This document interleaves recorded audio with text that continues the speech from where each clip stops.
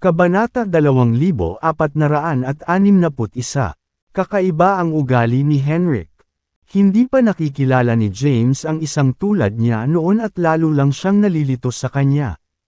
Ano ba talaga ang gusto niya? Gayunpaman, nagpigil siya sa pagtatanong, nang makitang ayaw ni Henrik na magpaliwanag pa. Kaya, iniba ni James ang paksa at nagtanong. Kung gayon, sabihin mo sa akin. Saan tayo susunod? Agad namang lumiwanag ang chubby na mukha ni Henrik sa tuwang-tuwa nitong sinabi. Obviously, bibisita tayo sa Lobran clan. Ha? Sinulyapan siya ni James at nagtanong. Ano ang Lobran clan? Bakit tayo pupunta doon? Ngumiti si Henrik at sinabing. I'm guessing you probably don't know. Mr. Hayden, well, ang Lobran clan ay kabilang sa mga pinakasikat na clan sa Demon Realm. Hindi lang sila may mga miyembro sa Mortal Dimension. Ang kanilang mga tao ay nakakalat din sa paligid ng Sage at Divine Dimensions.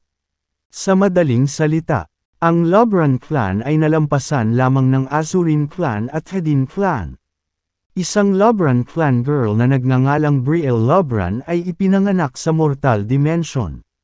Marami siyang pangalan: Goddess Lobran, Priestess Lobran, the Mortal Dimension Sweetheart, the Prodigy of the Mortal Dimension, the Beauty of the Era, and the list goes on. Si Henrik ay umawit ng maraming papuri kay Brielle habang pinag-uusapan siya nito. Sinabi niya na maraming nilalang sa Demon Realm ang nabighani sa kanyang kagandahan at alindog. Hindi mo naman siguro alam pero, magdaraos na si Brielle ng public competition para makahanap ng manliligaw. Bukas ito sa mga kabataang lalaki kahit saan. Bagamat kilala lang siya sa Mortal Dimension. Maraming powerhouses mula sa malalaking angkan ang dumating upang lumahok na may pag-asang kunin ang pinakamagandang babae ng Mortal Dimension bilang kanilang asawa. Matapos marinig ang paliwanag ni Henrik, agad siyang nawala ng interes at sinabing, kalimutan mo na ito. Hindi ako interesado at hindi ako sasali dito. Mauna ka na. Teka, meron pa. Agad namang dagdag ni Henrik. May isa pang kayamanan na taglay ng Lobran clan.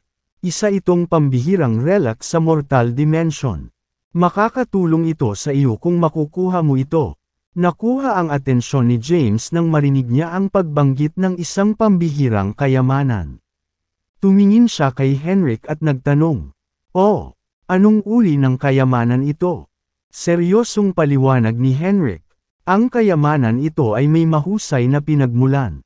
Ito ay natural na lumaki sa pinakamataas na bundok ng Demon Realm. Ito ay tinatawag na primordial treat, kilala rin bilang puno ng body. Ang puno ng body ay namumulaklak lamang tuwing 3,000 taon. Nagbunga ito pagkatapos ng isa pang 3,000 taon sa wakas. Ang prutas ay tumatagal ng 3,000 taon bago mahinog. Sa kabuuan, ang oras na kinakailangan upang maging hinog mula sa sandaling iyon. Ito ay namumulaklak ay 9,000 taon. May bunga ng body na malapit ng mahinog. Pagkatapos magsalita, tumingin siya kay James at nagtanong, alam mo ba ang halaga ng body fruit na ito? May kakayahan itong gawing sage ang isang tao. Nagtatakang tanong ni James. Ibig mong sabihin ay maaari akong maging isang sage basta makuha ko ang body fruit na ito? Ay bahagya namang tumango si Henrik at lumapit kay James habang bumubulong. Talaga, pagsikapan nating makakuha ng kayamanan. Bahagyang umatras si James at tumingin kay Henrik na kulang-kulang. Humalaklak si Henrik. Gagamitin namin ang kompetisyon ni Brielle para sa mga manliligaw bilang dahilan para makapasok sa Lobran clan. Pagkatapos, hahanap tayo ng pagkakataon na mabunot ang puno ng body at itanim ito sa loob ng iyong celestial abode. Kapag nangyari iyon, maaari kang patuloy na makagawa ng mga bunga ng body para sa iyong sarili. Hindi ba magandang ideya ito? Napatingin si James kay Henrik na may pagdududa. Alam pa nga ng taong ito ang tungkol sa celestial abode. Alam din ba niya ang tungkol sa mga tao sa loob? With a troubled expression, James said, natatakot ako na hindi ito gagana. Nabanggit mo na ang Lobran clan ay mas mababa lamang sa Azurin clan at Hedin clan. Hindi ba? Kung mature na ang bunga ng body, tiyak na darating sa mortal dimension ang mga miyembro ng Lobran clan mula sa Sage dimension. Paano ko mabubunot ang isang buong puno? Hindi mo magagawa, ngunit hindi ba ito magagawa ng powerhouse sa celestial abode para sa iyo? Nakangiting sabi ni Henrik, alam ko ang lahat tungkol sa iyo. Mr. Hayden, maniwala ka sa akin. Lubos kang makikinabang dito. At saka, hayaan mong sabihin ko sa iyo ang isang sekreto. Ang primordial root ay isang bahagi lamang. At marami pang ibang bahagi dito. Pagkatapos mong makuha at pagsamahin ang mga ito, sila ay magiging isang pinakamahusay na kayamanan. Pagkatapos na pinagsama-sama, ito ay isang transcendent na pag-iral. Naniniwala ka ba na ang prutas pagkatapos na ito ay pinagsama ay maaaring magpapahintulot sa isa na makapasok sa divine rank? Pag-isipan mo. Kung nagawa mong makuha ang transcendental na item na ito, papayagan ka nitong makapasok sa divine rank. Mukhang maganda iyon, di ba? Naramdaman ni James ang pagnanais na kunin ang bawat bagay pagkatapos marinig ang engranding paliwanag ni Henrik. Kabanata 2462. Humingi ng kumpirmasyon si James kay Sophie na nakikinig mula sa celestial abode. Totoo ba ito? Ms. Sophie. Kanina pa pinagmamasdan ni Sophie si James at alam niya kung sino ang nakasalubong niya sa daan, sumagot siya sa kanya. Dapat totoo. Anong ibig mong sabihin? Sumagot si Sophie. Mula sa aking pagkaunawa, mayroong isang sagradong puno na tulad niyan sa sansinukob na ito. Ang isa sa mga bunga nito ay maaaring gumawa ng pasukin ng isa sa divine rank, gayunpaman. Maraming powerhouses ang nag-agawan para makuha ito dahil sa mga kamangha-manghang katangian nito sa huli. Ang mga pagbanggit nito ay nawala sa kasaysayan. Ang sketchy cultivator na ito ay may pambihirang background.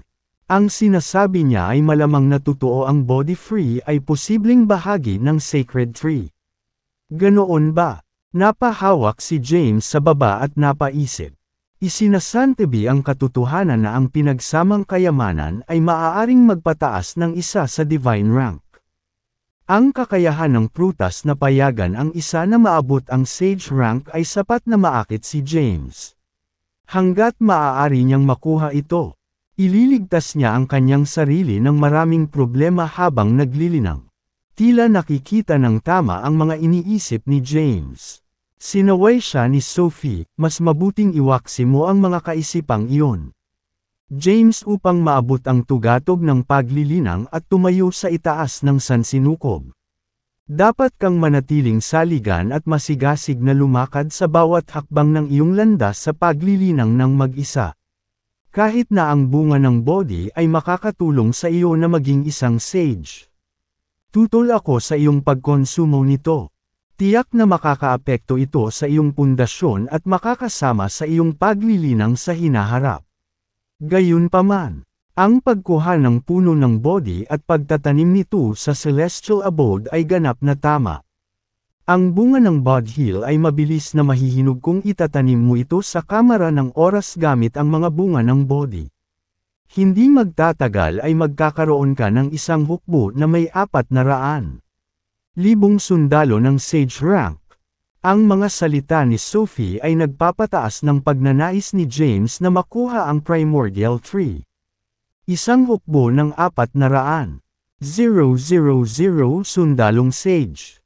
Gaano kaya kapahamak kung 400,000 sage ang maghagis ng 9 Heavens God Annihilating Formation? Huminga ng malalim si James at inalis ang isip. So, Mr. Hayden, ano sa tingin mo? Hindi ka na dapat mag-alinlangan, ito ay isang beses sa isang buhay na pagkakataon kung palalampasan mo ito ngayon. Hindi ka magkakaroon ng isa pang pagkakataon. Nang makitang matagal nang nanahimik si James, napilitan si Henrik na udyukan siya. Huwag kang mag-alala, hindi ko sinusubukan na linlangan mo lang gawin ang makabubuti para sa iyo. You must believe me, the price aside. Brielle is really gorgeous and mesmerizing if not for anything else. Let least check out her beauty. Bumalik sa katinoan si James at tumingin kay Henrik. Hinaplos niya ang baba niya at nag-isip sandali, kung ganoon nga. Tingnan natin. Sige. Tumawa si Henrik at agad na nagtanong. Kumusta ang talakayan ninyo ni Sophie? Swoosh! Sa pagkakataong iyon, isang mahinang puting liwanag ang lumabas mula sa singsing sa daliri ni James at dumapo sa lupa. Isang babaeng nakasuot ng puting damit ang bumungad sa liwanag. Nang makita siya, agad siyang binati ni Henrik habang nakangiti. Hello, Sophie. Sumulyap si Sophie kay Henrik at walang pakialam na sinabi. Bakit ka nandito? Galing ka ba sa panahong ito? O nanggaling ka sa ibang panahon? Shh! Secret lang. Sagot ni Henrik na may kasamang misteryosong ekspresyon. Napatingin si James sa dalawa. Saka lumingon kay Sophie. Nagtatanong, kilala niyo ba ang isa't isa? Ms. Sophie. Malumanay na tumango si Sophie at sinabing, ilang beses na tayong nakatagpo sa Primordial Age. Isa siyang bastos na magsasaka na gumagawa ng lahat ng uri ng masasamang gawain. Kabanata 2463. Ilang beses silang nagkatagpo sa Primordial Age. Natigilan si James sa sagot niya. Anong uri ng panahon ang Primordial Age? Ito ay isang panahon kung saan napakaraming mga bihasang savant ang gumagala sa universo sa panahon na iyon. Mayroong maraming Grand Emperors mula sa naalala lamang ni James. Naroon si Emperor Joban, ang 10 emperador, at ilang Demon Emperors. Ang chubby na lalaking ito ba ay mula sa Primordial Age? At saka, ano ang ibig sabihin ng tanong ni Sophie? Bakit niya tinanong kung siya ay mula sa panahong ito o sa ibang pagkakataon? Maaari bang maglakbay ang taong ito mula sa Primordial Age? Ang mga bagay ay nagiging mas convoluted. Hinayla ni Henrik si Sophie sa isang tabi. At ang dalawa ay nagpalitan ng ilang salita sa pananahimik na tono. Gustong makinig ni James sa usapan nila pero wala siyang narinig. Kahit na sinubukan niya ang kanyang makakaya upang mag-eavesdrop, ang kanyang mga pagsisikap ay hindi nagtagumpay. Halos 5 minuto ang usapan ng dalawa. Maya-maya, natapos din ang kanilang pag-uusap. Lumapit si Sophie at tumingin kay James nang walang anumang salita. Nawala siya sa isang iglap at bumalik sa celestial abode. Ano ang sinabi niya sa iyo? Ms. Sophie. Tanong ni James kay Sophie. Ang boses ni Sophie ay nanggaling sa celestial abode, it's nothing much. Bagamat medyo hindi siya etikal at nagdulot ng maraming problema para sa mga powerhouse sa Primordial Age. Malaki ang paggalang niya sa iyo. Nagsalubong ang mga kilay ni James. At nagtanong, nirerespeto niya ako. Ngayon ko lang siya nakilala, how would you know? Hindi kaya nakita mo na kami noon sa Primordial Age. Inilatag niya ang kanyang mga babae. Gayunpaman, hindi na sumagot si Sophie sa kanya. Hoy, Ms. Sophie, sagutin mo ako, anong nangyayari? Pakisabi sa akin. Kung hindi, makakaramdam ako ng hindi mapalagay na. Ang boses ni Sophie ay nagmula muli sa celestial abode. Hindi pa kita nakikita. Na-encounter ko lang si Henrik at nakarinig ng mga kwento tungkol sa kanya. Then tell me, sino ba talaga siya? Natahimik sandali si Sophie at sumagot. Hindi mo kailangang malaman ngayon, malaman mo ito sa hinaharap. Paulit-ulit na nagtatanong si James ngunit hindi makakuha ng sagot mula kay Sophie. Alam niyang marami sa mga bagay na ito ang may kinalaman sa isang malaking lihim. Kaya, hindi siya nakakasagot kahit gaano pa niya itanong sa huli. Sumuko siya. Nilingon ni James si Henrik sa tabi niya. Napakamot sa ulo. At nagtanong, marahil isa kang Grand Emperor. Seryosong sagot ni Henrik. That's ludicrous. Malayo pa ako sa pagiging Grand Emperor, iyon ay imposible para sa akin. Paano ka nakilala ni Ms. Sophie noong Primordial Age? Nabuhay ka ba mula sa Primordial Age hanggang ngayon? Napatingin sa kanya si James. Tumango si Henrik at saka umiling. Hindi maintindihan ni James ang kanyang mga kilo. Tinapik ni Henrik ang balikat ni James at nag-iisip. Maiintindihan mo rin sa darating. Mr. Hayden, sa ngayon, kailangan mo lang malaman na nandito ako para tulungan ka. Ha? Naguguluhan si James. Nag-isip sandali si Henrik at sinabing, hayaan mo akong ilagay ito para sa iyo. Talaga, ang hinaharap ay naging gulo. Ang makalangit na landas ay gumuho. At ang ilog ng panahon ay nagulo. Nagkaroon ng halo-halong panahon sa Primeval Age. Sa Ancient Heavenly Court Age. Primordial Age. At sa Apocalypse Age. Nagdulot ito ng overlap sa kasaysayan. So anong kinalaman nito sa biglaang pagsulput mo? Naguguluhan pa rin si James. Hindi pinaniwalaan ni James ang kwento ni Henrik na ang mangyayari ay bumagsak na naging sanhi ng pagbagsak ng landas sa langit at ginulo ang ilog ng panahon. Ang kanyang pahayag tungkol sa pagsasanib ng iba pang edad ay mahirap ding paniwalaan. Talaga bang nagsasapawan ang nakaraan sa kasalukuyan? Ito ay maaaring walang anuman kundi kathang-isip lamang. Ibinuka ni Henrik ang kanyang bibig para magsalita. Gayunpaman, ang tanging nakita ni James ay ang bibig ni Henrik na gumagalaw ng walang salita.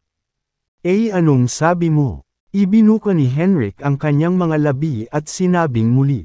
Ito ay may kaugnayan sa kanilang hindi maihahambing sa mga lihim. Kaya hindi ko masabi sa iyo. Hindi bale, huwag muna nating pag-isipan ito sa ngayon. Malaman mo sa hinaharap. Sa ngayon, pumunta muna tayo sa Lobran clan.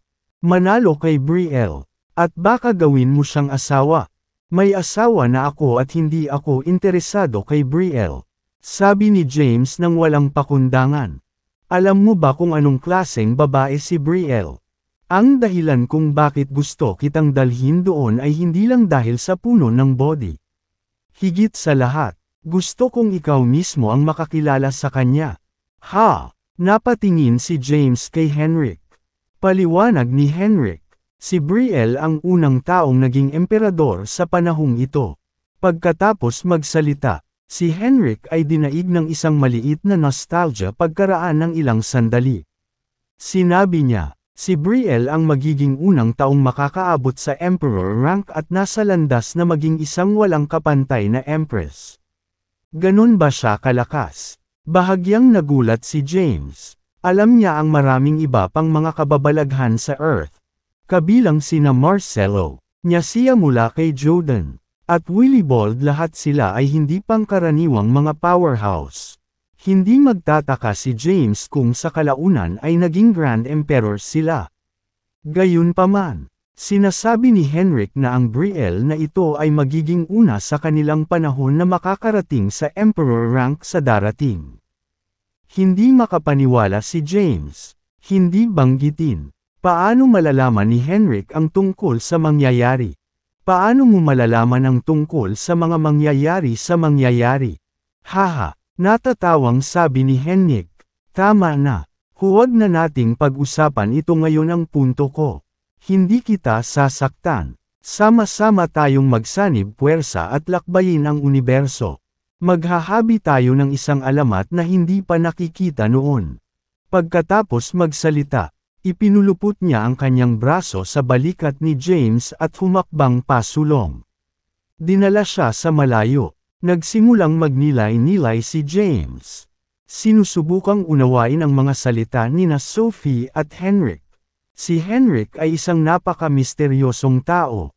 Nagsimulang mas kumbinsido si James na kailangang may kamanghamanghang kwento sa likod ng mga anggan ni Henrik at malamang na siya ay walang katulad na powerhouse o isang bagay na kasing lakas ng isang Grand Emperor. Kalimutan mo na lang kung ayaw niyang magpaliwanag. So be it, Ms. Sophie assured me that there would no harm in let him follow me around anyway. Matapos itong maingat na pagsasaalang-alang, hindi pa rin sigurado si James. Napagpasyahan niyang iwaksi ang mga naguguluhan sa kanyang likuran. Inakay ni Henrik si James palabas ng lugar at papunta sa gitnang rehiyon ng Mortal Dimension. Napakalaki ng Mortal Dimension ng Demon Realm. Sa kasalukuyang lakas ni James, aabutin siya ng ilang buwan ng mag-isa bago tumawid sa isang bulubundukin. Sa kabutihang palad, si Henrik ay may mahiwagang kagamitan sa paglipad. Isa itong maliit na airship na may kabon. Pumasok sina James at Hannah sa airship's cabin pagkatapos ay tumingin si Hank sa destinasyon at ibinuhos dito ang mga kristal na hinayaan ang airship na automatikong mag-navigate. Inilabas ni Henrik ang pinakamasarap na alak sa cabin niya at inihain ito kay James. Humigop ng alak si James. Pagkatapos ng isang lagop, naramdaman niya ang mainit na sensasyon na damaloy sa kanyang lalamunan pagkatapos. Ang init ay gumapang sa kanyang buong katawan, at malakas na enerhiya ang bumalot sa kanyang loob. Nalaman agad ni James na kakaiba ang alak na inaalok sa kanya. Ayaw niyang sayangin ang alak at agad na umupo sa lotus position para maabsorb ang enerhiya nito. Umupo si Henrik sa isang tabi at nakangiting sabi. Isinasaalang-alang ang bilis ng paglalakbay ng airship. Mararating natin ang teritoryo ng Lebrun clan sa Mount Lutheran sa loob ng halos 10 araw. Ito ay magiging isang kaganapan kung saan ang mga powerhouse mula sa lahat ng 3 dimensyon ay nagtitipon-tipon ang lahat ng mga kabataang lalaki na wala pang 100 taong gulang ay karapat-dapat na lumahok sa kompetisyon.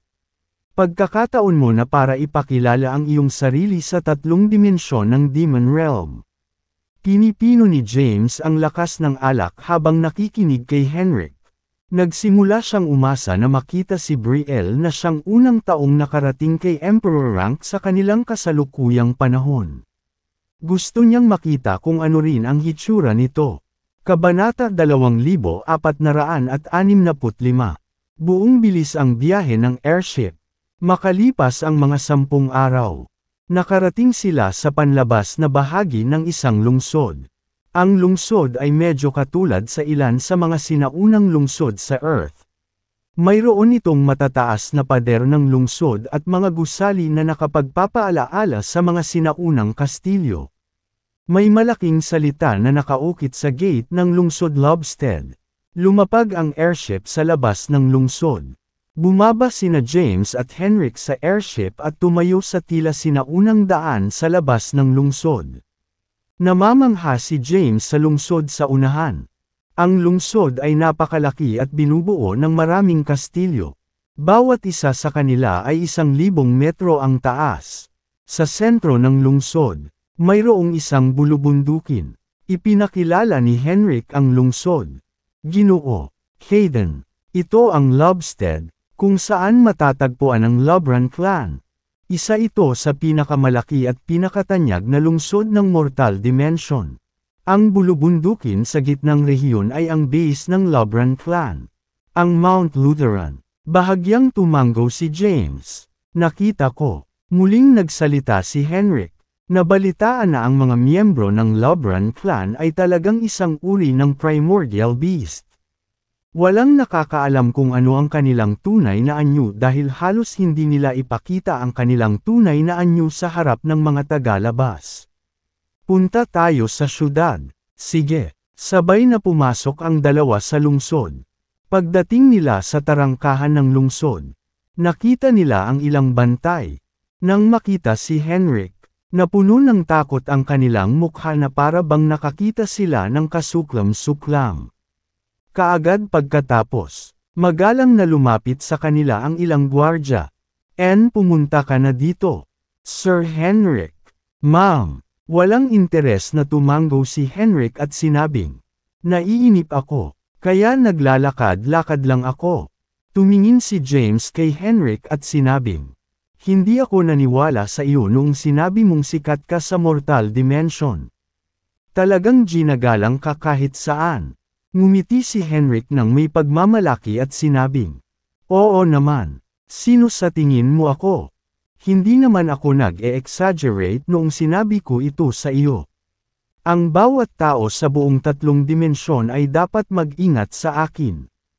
Hindi naramdaman ni James na nagmamalabi si Henrik. Masyadong misteryoso si Henrik. Bagamat hindi maramdaman ni James ang tunay na lakas ni Henrik, masasabi niyang kailangan niyang maging napakalakas. Kung hindi siya mag-uutos ng labis na paggalang saan man siya magpunta. Pakiusap, Sir Henrik. Personal na tinanggap ng gwardya si Henry sa lungsod. Pagkatapos, inihatid ng gwardya sina Henrik at James sa pinakamagandang inn sa lungsod at inayos ang tirahan doon. Binigyan din ng top bear treatment si James gayunpaman. Hindi na siya nagtanong at sumunod na lang. Ang pangunguna ni Henrik. Pansamantalang nanatili sa Lobstead, maghintay tayo ng ilang araw. Mr. Hayden, sa loob ng silid, sinabi ni Henrik, mayroon kaming ilang oras bago ang kompetisyon upang manalo sa kamay ni Brielle. Kasal, manatili tayo rito sa ngayon at gamitin ang pagkakataong ito para kaibiganin ang ilan sa lahing demonyo na nagmula rito mula sa Divine Dimension. Ang mga tao sa Divine Dimension ay ang mga tunay na pinuno ng Demon Realm. Ang pakikipagkaibigan sa mga tao sa Mortal at Sage Dimensions ay isang pag-aaksaya ng oras. Nagsimulang turuan ni Henrik si James tungkol sa Demon Realm. Si James ay matamang nakikinig. Walang masama sa pag-aaral tungkol sa Demon Realm dahil bago pa lang siya sa lugar. Pagkatapos, nagmuni-muni si James sa loob ng kanyang silid. Si Henrik naman ay namasyal sa paligid ng lungsod. Si James ay nagtanim sa silid sa loob ng 3 araw. Bang! Pagkaraan ng 3 araw, binuksan ni Henrik ang pinto sa gabi. Nagmamadali siyang pumasok at sumigaw. Mr. Hayden, bilasan mo at maghanda. Puntahan natin si Brielle. Huminto si James sa paglilinang at tumingin kay Henrik, na sumugod sa silid. Tanong niya, nagsimula na ba ang kompetisyon para manalo sa kamay ni Brielle sa kasal? Hindi ito mangyayari sa lalong madaling panahon. Magsisimula lamang ang kompetisyon kapag ang bunga ng body ay mature na. May 1 buwan pa bago mangyari iyon. Gayunpaman, si Brielle ay bumaba mula sa Mount Lutheran at kasalukuyang naninirahan sa Labhint Tower. Labhint Tower. Naguguluhan si James. Paliwanag ni Henrik. Ang Labhint Tower ay isang restaurant na may kabuuang 9 na palapag. Gayunpaman, ang restaurant ay na-renovate. At isang pormasayon ay na-set up. Basta makaakyat tayo sa ika-9 na palapag. Makakasabay tayong kumain ni Brielle. Sige, tingnan natin. Napukaw din ang curiosity ni James. Gusto niyang makita kung ano ang hitsura ng Mortal Dimension Sweetheart. Umalis si James sa inn kasama si Henrik sa pangunguna at hindi nagtagal ay nakarating na sa restaurant. Sa labas ng restaurant ay may malawak na field. Sa pagkakataong iyon, napakaraming tao ang nagkukumpulan doon. Mayroong 10,000 lalaki, na lahat ay bata at gwapo. Sinabi ni Henrik, sa totoo lang, ang Demon Realm ay may mga tao. Ngunit mahirap silang makuha. Karamihan sa mga nilalang dito ay mga nilalang mula sa iba't ibang lahi. Ang lahi ng tao ay may mas kaakit-akit na hitsura. Kaya, karamihan sa mga nilalang na ito ay magbibigay sa kanilang sarili ng isang tao. Ma'am, bahagyang tumango si James. Nagpatuloy si Henrik sa pagsasalita. Bukod dito, ang sangkatauhan ay dating pinuno ng lahat ng lahi at may kaugnayan sa paglilinaw. Ito ay nagdaragdag sa pagnanais na maraming nilalang na mag-transform sa isang tao ng tao. Pagkatapos ng kanyang paliwanag, itinuro ni Henrik ang isang abnormal na kastilyo sa harap niya.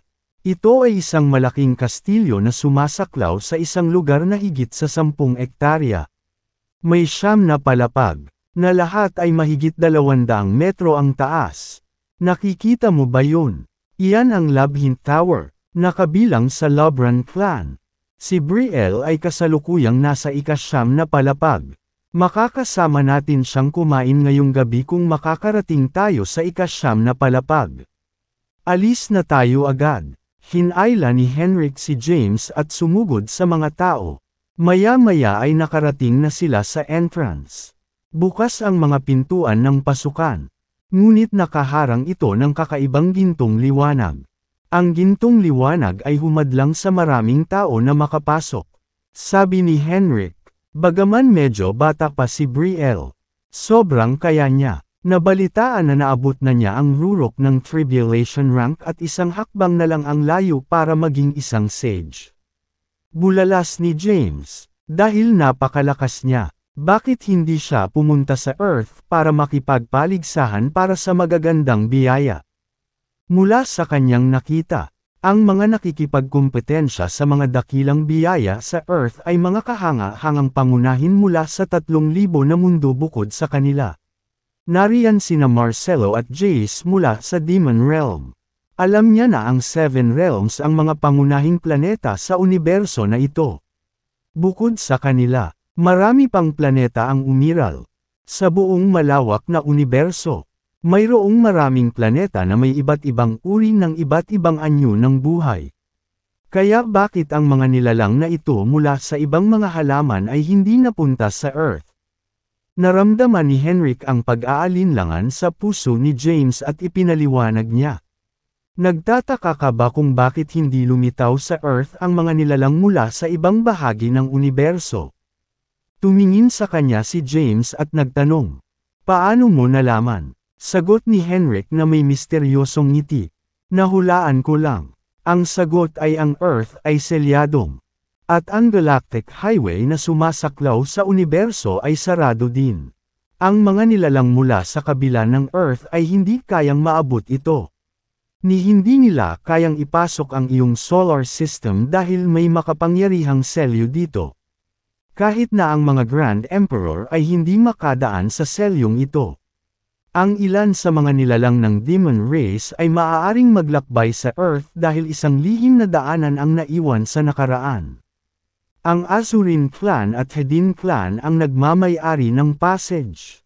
Kaya, ang mga elite lamang mula sa kanilang mga angkan ay maaaring maglakbay sa daanan patungo sa Earth.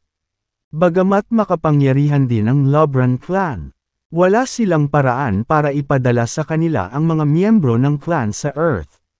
Nang marinig ito, naging malinaw kay James ang sitwasyon. May kaina-hinalang tanong niya. Kailan muli bubuksan ang Galactic Highway? Sumagot si Henrik. Ito ay mabubuksan pagkatapos ng ika-4 na kalamidad ng mundo. At ang huling probidensya ay lilito. Pagdating ng panahon, ang mga anyo ng buhay mula sa buong universo ay lilito sa Earth upang labanan ang huling probidensya. Kumunat ang noo ni James sa impormasyong ito. Nasa kamay niya ang 4 na susi para mabuksan ang selyo. Nabalitaan na ang sinumang magbukas ng selyo ay tatanggap ng pagpapala mula sa sansinukob. Ito ba ay tumutukoy sa pangwakas na pakay na lilito pagkatapos ng ika-4 na kalamidad? Kabanata 2467. Si Henrik ay isang taong maraming sekreto at may kaalaman pa tungkol sa unang taong nakarating sa Emperor rank sa panahon na ito nang. Tinanong ni James ang tanong na gumugulo sa kanyang isipan. Ano ang huling providence na lumilitaw? Pagkatapos ng ika-4 na kalamidad ng daigdig, narinig ko ang sinumang magbukas ng selyo ay tatanggap ng pagpapala mula sa sansinukob. Ang pagpapalang ito ba ay ang pangwakas na paglalaan pagkatapos ng 4 na kalamidad? Sagot ni Henrik, no, it's not. Ang taong nagbukas ng selyo ay talagang tatanggap ng pagpapala mula sa sansinukob. Ngunit hindi ito ang pangwakas na pakay. Nabalitaan na ang huling Providence ay karanasan sa lihim ng universo at selyo ng lupa.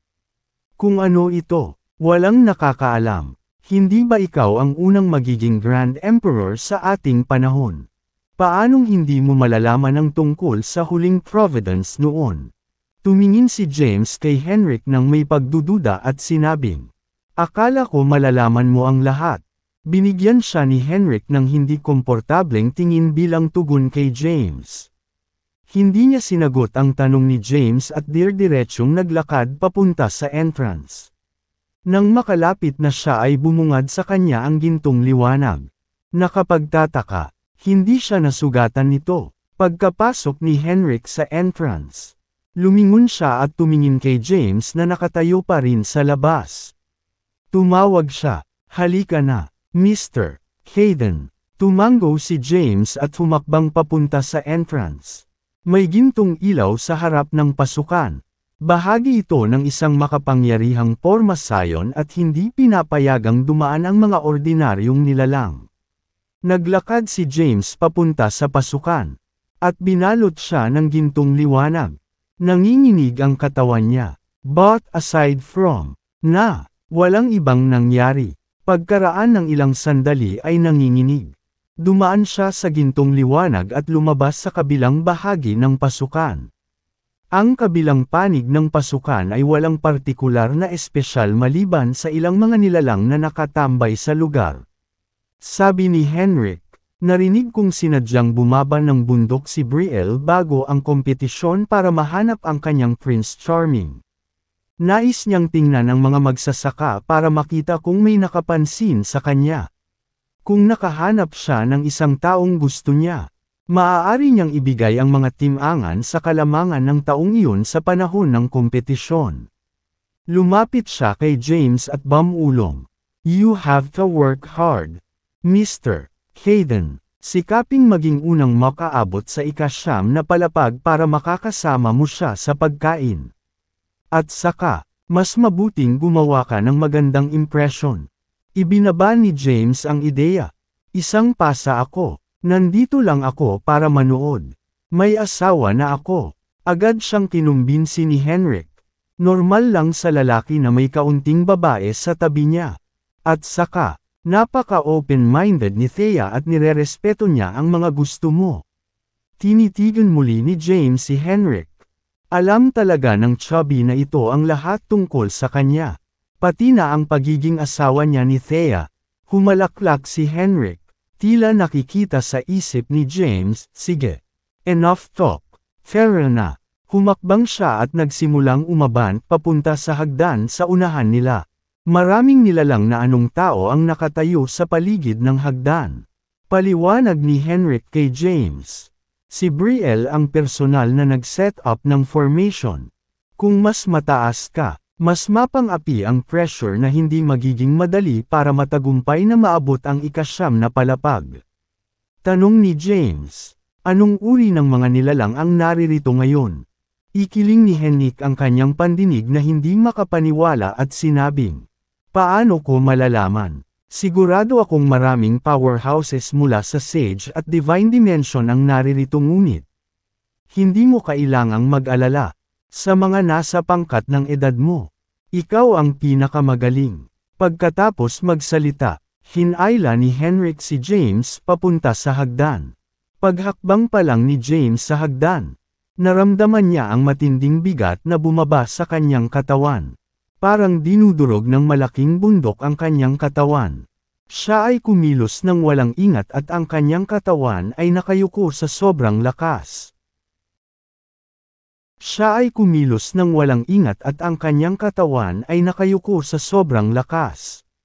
Buti na lang at mabilis niyang naayos ang sarili niya. Kahit matindi ang pressure, madali pa rin itong tiisin sa kanya. Tila hindi rin naapektuhan si Henrik dito. Nauna siyang naglakad kay James at sinabing, "Huwag maliitin ang lakas ng formation kung gusto mong umakyat sa ika-9 na palapag. Kailangan mong magkaroon ng lakas ng isang sage. Sa mga nakababatang henerasyon, kakaunti lamang ang mga sage. Malamang na walang sage. Sa inyong mga kabataan, Kahit na mayroon kang lakas ng isang sage, kailangan mo ng malakas na pisikal na katawan. Kung hindi natutugunan ng mga listahan na ito, imposibleng umakyat ako sa ika-9 na palapag. Nagsimulang mag-alinlangan si James matapos itong marinig at sinabing, kailangan kong maging kasing lakas ng isang sage para matagumpay na maabot ang ika-9 na palapag. Kung ganoon, sa palagay ko ay dapat na akong sumuko ngayon. Ang kasalukuyang cultivation rank ko ay hindi pa nakakarating sa sage rank. Napakalayo ko pa para maging isa. Napakabait ni James. Siya ay nasa ika-8 yugto ng Immortal Ascension. Maaari niyang patayin ang isang sage kung gagamitin niya ang lahat ng paraan na mayroon siya sa kanyang pagtatapon. Gayunpaman, pinipigilan ito na magagawa lamang niya ito sa tulong ng mga panlabas na paraan. Sa kanyang mga mata, hindi pa siya nagtataglay ng lakas ng isang sage. Kaya naman, imposibleng umakyat siya sa ika-9 na palapag. Teka, huwag kang susuko. Lumingon si Henrik at nakita si James na papababa na sa hagdan. Mabilis niyang hinawakan si James at sinabing, "You may write about that gayunpaman. Kung hindi mo maabot ang ika-9 na palapag, hindi rin ang iba dito kung ganoon. Pipiliin ni Brielle ang mga lalaki sa pinakamahusay na palapag upang maging kanyang kasama sa kainan." Nang marinig ito ni James ay napaisip ng malalim. Si Brielle ang unang tao sa edad na umabot sa Grand Emperor rank. Isa pa, babae rin siya. Na-curious si James kung anong klaseng tao siya. Pagkatapos ng maikling pagsasaalang-alang, nagpasya siyang tumungo at hanapin ang kanyang sarili. Kung maaari ba siyang kumain kasama ang isang henyo tulad ni Brielle. Kontento na siyang ipaubaya na lang sa tadhana ang desisyon. Habang nangyayari ito, isang babae ang nakaupo sa tabi ng bintana sa ika-9 na palapag. Siya ay may katangi tanging mga katangian. Tulad ng isang maingat na ginawang piraso ng sining na walang mga imperpeksyon. Siya ay may mahabang itim na buhok at nakasuot ng pink na damit. Ang kanyang balat ay maputla gaya ng pinakamagagandang perlas. At ang kanyang mga mata ay parang mga hiyas na kumikinang sa buhay. Nagbigay siya ng matikas na impresyon at mukhang isang diyosa na lumabas sa isang pagpipinta habang nagpapalabas siya ng ethereal aura. Ang nakakabighaning babae ay walang iba kundi si Brielle. Ang mortal dimension sweetheart, may bahid ng kalungkutan ang maganda niyang mukha. Itinukod niya ang kanyang baba sa kanyang kamay at tumingin sa labas ng bintana. Pinagmamasdan ng hindi mabilang na mga nilalang sa ibaba na tulala.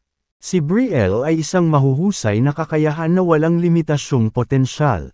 Sa kabila ng kanyang kabataan, naabot na niya ang tuktok ng Tribulation rank at isang hakbang na lang ang layo mula sa Sage rank. Ang Grand Patriarch ng kanyang clan mula sa Divine Dimension ay nag-issue ng utos para sa kanya na magpakasal sa isang prodigy mula sa Hadin clan kanina. Ito ang tanging pagkakataon ng Lobran clan na magkaroon ng magandang relasyon sa Hadin clan. Hanggat maaari silang magsanib na puwersa sa Hadin clan, ang mga miyembro ng Lobran clan ay makakapaglakbay sa Earth sa pamamagitan ng teleportation formation ng Hadin clan at makakamit ang mga dakilang biyaya ng Earth. Natural, ayaw sumunod ni Brielle sa utos. Walang sino man ang makakahuli sa kanyang magarbong. Kahit na ito ay isang minsan sa isang henerasyon na kababalaghan. Ayaw niyang kontrolin ng iba ang kanyang kasal. Kaya iminungkahi niyang magsagawa ng kompetisyon para mapanalunan ang kanyang kamay sa kasal. Dahil ang kababalaghan ng Hadin clan ay nag-claim na siya ay napakatalino. Gusto niya itong lumahok sa kompetisyon at papayag lamang na pakasalan siya kung makakaya niya ito.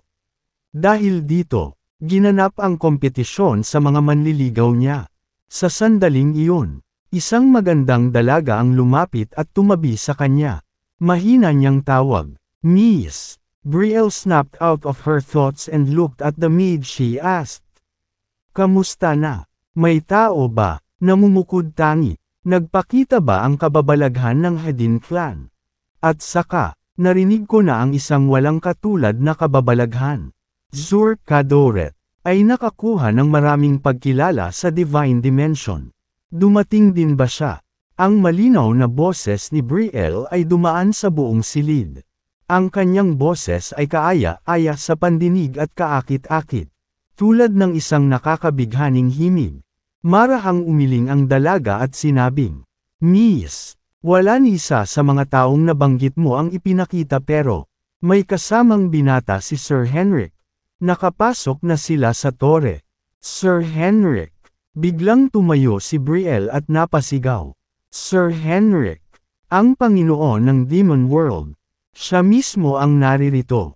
Oo, dumating na ang mismong taong iyon. Ha! Huminga ng malalim si Brielle at bumulong. Kung ito ay isang tao na personal na dinala ng Lord of the Demon World. Tiyak na kakaiba siya. Kabanata 2469. Hindi maisip ni James ang taong sumusunod sa kanya sa paligid.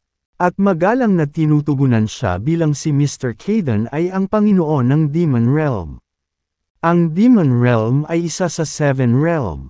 Bukod dito, ito ay nireranggo ang pinakamataas sa 7 realms. Dati, ito ay pangalawa lamang sa human realm ngunit ngayon ay nalampasan na ito. Sa sandaling iyon, narating na ni James ang ikatlong palapag ng tore. Malawak ang espasyo sa ikatlong palapag. At marami pang ibang nilalang ang nauna sa kanya. Ang pag-akyat sa unang tatlong palapag ay isang piraso ng cake para kay James. Ngunit alam ni James na ang kanyang sariling mga pagsisikap ay magbibigay daan lamang sa kanya upang maabot ang 6th floor sa pinakamaraming.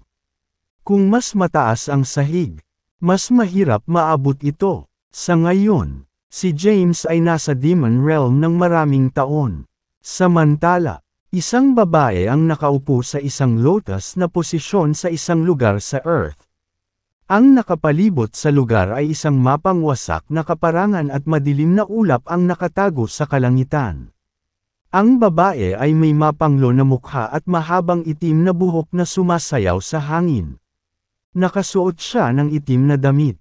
At ang nakakatakot na enerhiya ay nagmula sa kanyang katawan. Nakatayo sa malapit ang isa pang babaeng nakaputi. Ang babaeng nakaputi ay ang custodian ng Chamber of Scriptures. Sa kabilang banda, ang babaeng nakaitim ay si Thea. Si Thea ay nagbubulay-bilay sa pag-iisa kasama ang tagapag-alaga sa loob ng maraming taon. Sa mga nakaraang taon, nilinang ni Thea sa loob ng time formation na itinakda ng custodian. Bagaman ilang taon lamang ang lumipas sa labas, talagang mas matagal na siyang naglilinang. Kahit na pinaghihigpitan ng Elysian Seal ang kanyang katawan. Nilabanan niya ito at patuloy na gumawa ng mga tagumpay. Lumakas ng husto ang lakas ni Thea. At isang hakbang na lang siya para maging isang sage. Sa sandaling iyon, isang nakakatakot na puwersa ang lumabas sa kanyang katawan. Nagbago ang mga madilim na ulap sa kalangitan.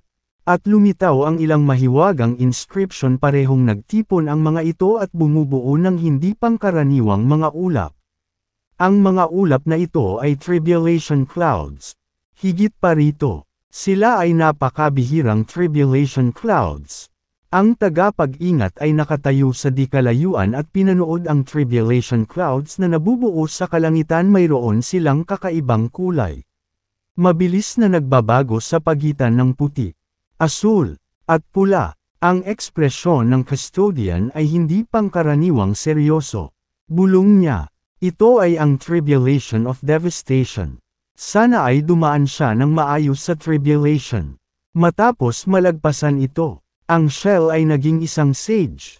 Sa pagkakataong iyon, naramdaman din ni Thea ang nakakalalamig na puwersang nagmumula sa langit.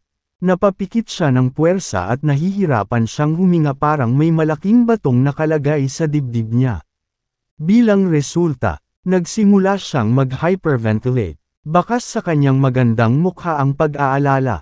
Gayunpaman, sa lalong madaling panahon ay naalis ito at napalitan ng hitsura ng determinasyon.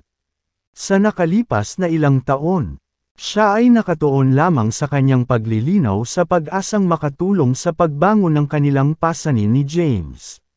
Sa lahat ng ito, si James ay nagsusumikap na protektahan ang lupa ng mag-isa. Sa kaibahan, wala siyang masyadong magagawa. Lumitaw ang kidlat sa mga kakaibang ulap sa kalangitan. Boom! Nagsimulang umungol ang kalangitan habang may kasamang kulog. Ang kidlat ay kumikidlat dito. Ang pulang kidlat ay kasing kapal ng braso. Habang tumatagos ito sa kalangitan, nasira ang paligid, at lumilitaw ang maliliit na maliit sa kalangitan. Ang kidlat ay naglalaman ng napakatinding kapangyarihan. Nagtaas ng ulo si Thea, nahaharap sa matinding kidlat na kabigatian. Kinailangan ni Thea na kumilos ng maingat. Pinakilos niya ang lahat ng kanyang lakas. Biglang may namumulaklak na bulaklak sa likod niya. Ang bulaklak ay napaka-magical at may hindi mabilang na mga talulot. Ang mga talulot ng bulaklak ay nakaayos sa maraming iba't ibang layer. Ang gitna ay napapaligiran lamang ng 5 petals habang ang pangalawang layer ay binubuo ng 10 petals. Hindi mabilang na mga petals ang nakabalot sa pinakalabas na layer ng bulaklak. Kabanata 2470. Ang bawat talulot ay napakamahiwagang at naglalaman ng nakakatakot na kapangyarihan. Nang makita ang bulaklak na nagpakita, isang malabong ngiti ang sumilay sa magandang mukha ng tagapag-alaga. She murmured. Ang swerte ni Thea na nakakuha siya ng napakagandang providence. Ang bulaklak na iyon ay ang sagradong pamumulaklak gamit ito bilang kanyang Yogacara. Ang langit ang kanyang limitasyon kung lalo pa niyang pagbutihin ang kanyang lakas. Habang sinasabi ng tagapag-alaga sa kanyang sarili, ang sacred blossom sa likod ni Thea ay tumunog ng may kapangyarihan.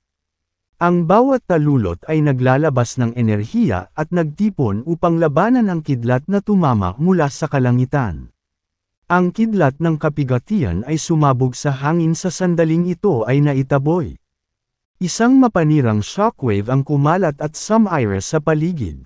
Gayunpaman, hindi nasaktan si Thea, nang makita ang lakas ng kanyang Yogacara. Isang kumpiyansa ng ngiti ang nabuo sa kanyang mukha. Nagsagawa siya ng misensinang pagsisikap na linangin ang scared blossom. Natural, nagkaroon siya ng tulong ng Chamber of Scriptures custodian. Kung wala ang patnubay ng tagapag-alaga, hindi niya makukuha ang binhi ng sacred blossom at matagumpay na nilinang ito. Ang unang bolt ng kabigatian ay tumama ngunit hindi nagdulot ng anumang pinsala kay Thea. Hindi nagtagal, umungal ang pangalawang bolt mula sa langit. Ito ay isang flash ng puting kidlat, na halatang mas malakas kaysa sa una. Sa kabila ng malaking kapangyarihan nito, hindi nito masira ang mga depensa ng Sacred Blossom. Matagumpay na nakaligtas si Thea sa ikalawang kidlat na kabigatian sa proteksyon ng Sacred Blossom. Pagkatapos noon, sunod-sunod na bamulong ang kidlat sa direksyon ni Thea. Hindi nagtagal, 9 na kidlat ng kabigatian ang tumama. Ang Sacred Blossom ni Thea ay nakatiis sa lahat ng 9 na kidlat. Pagkatapos ng ika-9 na bolt, naisip ni Thea na tapos na ang Heavenly Tribulation.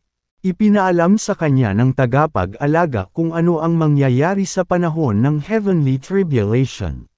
Sa normal na mga pangyayari, ang mga ulap ay magpapaputok ng kidlat ng 1 beses lamang.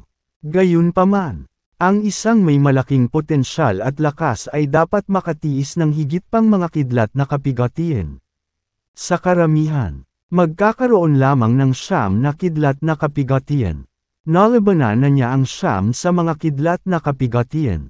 Nang maisip niyang tapos na ang Heavenly Tribulation, isang silhouette ang nabuo sa mga ulap.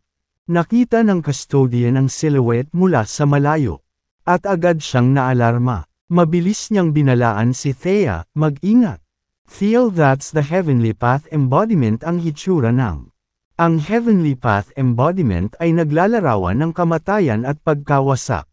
Gayunpaman, Hindi mo kailangang matakot na hinarap din ni James ang Heavenly Path Embodiment noong gumawa siya ng isang pambihirang tagumpay kung magagawa ito ni James. Sigurado akong magagawa mo rin. Pagkarinig nito, itinaas ni Thea ang kanyang ulo at nakita ang silhouette na bumababa mula sa mga ulap. Ito ay kahanga-hanga at may napakapang-epang aura. Naglaho ang sagradong pamumulaklak sa likod ni Thea. Dahan-dahan siyang tumayo at lumundag sa hangin, tinawag niya ang Malevolent Sword habang nakatitig sa Heavenly Path Embodiment. Kung natalo ni James ang Heavenly Path Embodiment, kaya ko rin. Determinado ang ekspresyon ni Thea. Sa sandaling iyon, naglunsad ng pag-atake ang Heavenly Path Embodiment. Agad itong lumitaw sa harap ni Thea sabay flash at itinulak ang palad sa kanya. Sakto namang nag-react si Thea at itinaas ang kanyang espada para harangan ang pag-atake. Ang pag-atake ng palad ay tumama sa Malevolent Sword. Naramdaman ni Thea ang isang nakakatakot na kapangyarihan na damaloy sa Malevolent Sword. Mabilis na kumalat sa kanyang buong katawan. Nagulat ang puwersa sa kanyang blood energy. At iniluwa niya ang isang subo ng dugo. Kasabay nito, ang kanyang katawan ay sumabog sa 10,000 metro ang layo. Ang Heavenly Path Embodiment ay nagpakita ng nakakatakot na lakas sa unang suntok nito. Naging seryoso ang mukha ni Thea, at hindi niya maiwasang mamangha sa kapangyarihan nito. Malakas. Sa sandaling mabawi niya ang kanyang balanse. Ang Heavenly Path Embodiment ay nag-zoom sa kanyang harapan at muling itinulak ang palad nitong palabas. 1/3. Agad na nagmaterial ang Sacred Bloom ni Thea. Ang isa sa mga talulot ng bulaklak ay nahiwalay mula rito at kumari pa ng takbo. Na pinuprotektahan si Thea mula sa pag-atake. Ang mga petals ay nabuo gamit ang True Essence. Sa kasamaang palad, nabigo ang nag-iisang talulot na ganap na harangan ang pag-atake ng Heavenly Path Embodiment at agad na nabasag. Sa pamamagitan ng kanyang kamalayan, kinokontrol ni Thea ang Sacred Blossom sa kanyang harapan. Isa-isang humiwalay ang mga talulot sa bulaklak.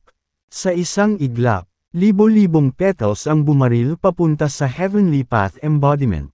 Ang mga talulot ng Sacred Blossom ay nasa isang landas.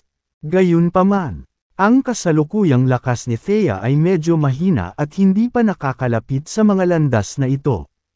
Kaya, ang kanyang kasalukuyang Sacred Blossom ay puro binubuo ng kanyang True Essence. Libo-libong mga talulot na nahiwalay sa mga bulaklak at binomba ang Heavenly Path Embodiment na may nakakatakot na lakas. Si Thea ay nasa tuktok ng Tribulation rank kaya, ang Heavenly Path Embodiment ay tumugma sa kanyang lakas. Nag-crack ang Heavenly Path Embodiment sa ilalim ng patuloy na pag-atake mula sa Sacred Blossom. Gayunpaman, ang lakas ng pakikipaglaban ng Heavenly Path Embodiment ay hindi naapektuhan ng mga bitek sa katawan nito. Napakalaking kapangyarihan ang sumabog mula sa Heavenly Path Embodiment. Pinasabog ang lahat ng mga petals. Sinundan ito ng pagsingil kay Thea ng may hindi kapani-paniwalang lakas.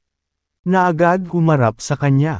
Bago pa makapag-react si Thea, ang pag-atake ay damapo na sa kanya. Nasugatan si Thea matapos ang suntok. Mabilis niyang pinakilos ang kanyang True Essence para pagalingin ang mga sugat sa kanyang katawan. Gayunpaman, malubha ang kanyang mga sugat at hindi agad gumaling. Galit na galit siyang naglabas ng hilang elor at umatras. Ang mga talulot sa di kalayuan ay agad na bumalik sa kanya at pinagsama upang bumuo ng Sacred Blossom. Ang Sacred Blossom ay lumutang sa kanyang harapan. Pinuprotektahan siya laban sa Heavenly Path Embodiment. Ang Heavenly Path Embodiment ay napakalakas. Bahagyang nagsalubong ang mga kilay ni Thea. Siya ay nasugatan ngunit walang demonic body tulad ni James kaya ang kanyang bilis ng pagpapagaling ay medyo mabagal.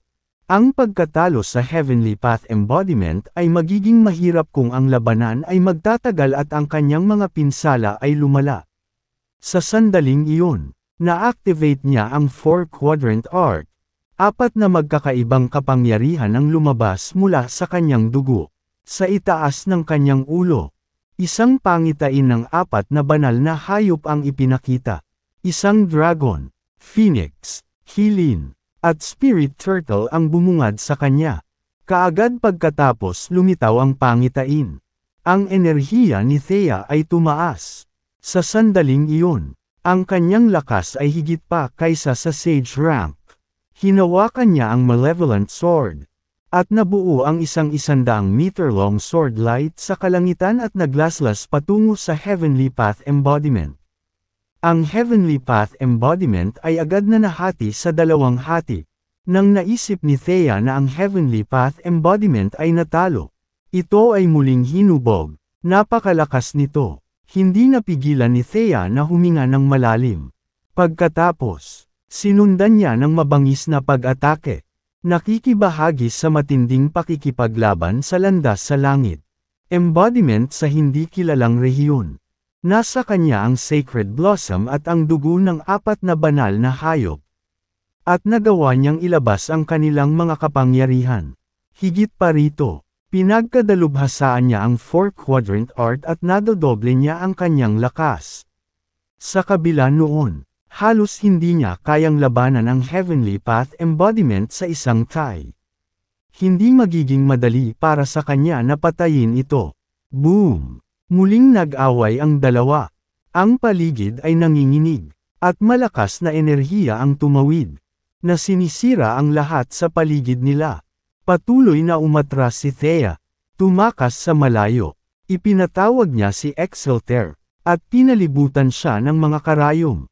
Bawat isa sa mga karayom ay may dalang nakakatakot na enerhiya. Sa isang pag-iisip, tumakbo palabas si Excelter at nagwalas sa paligid.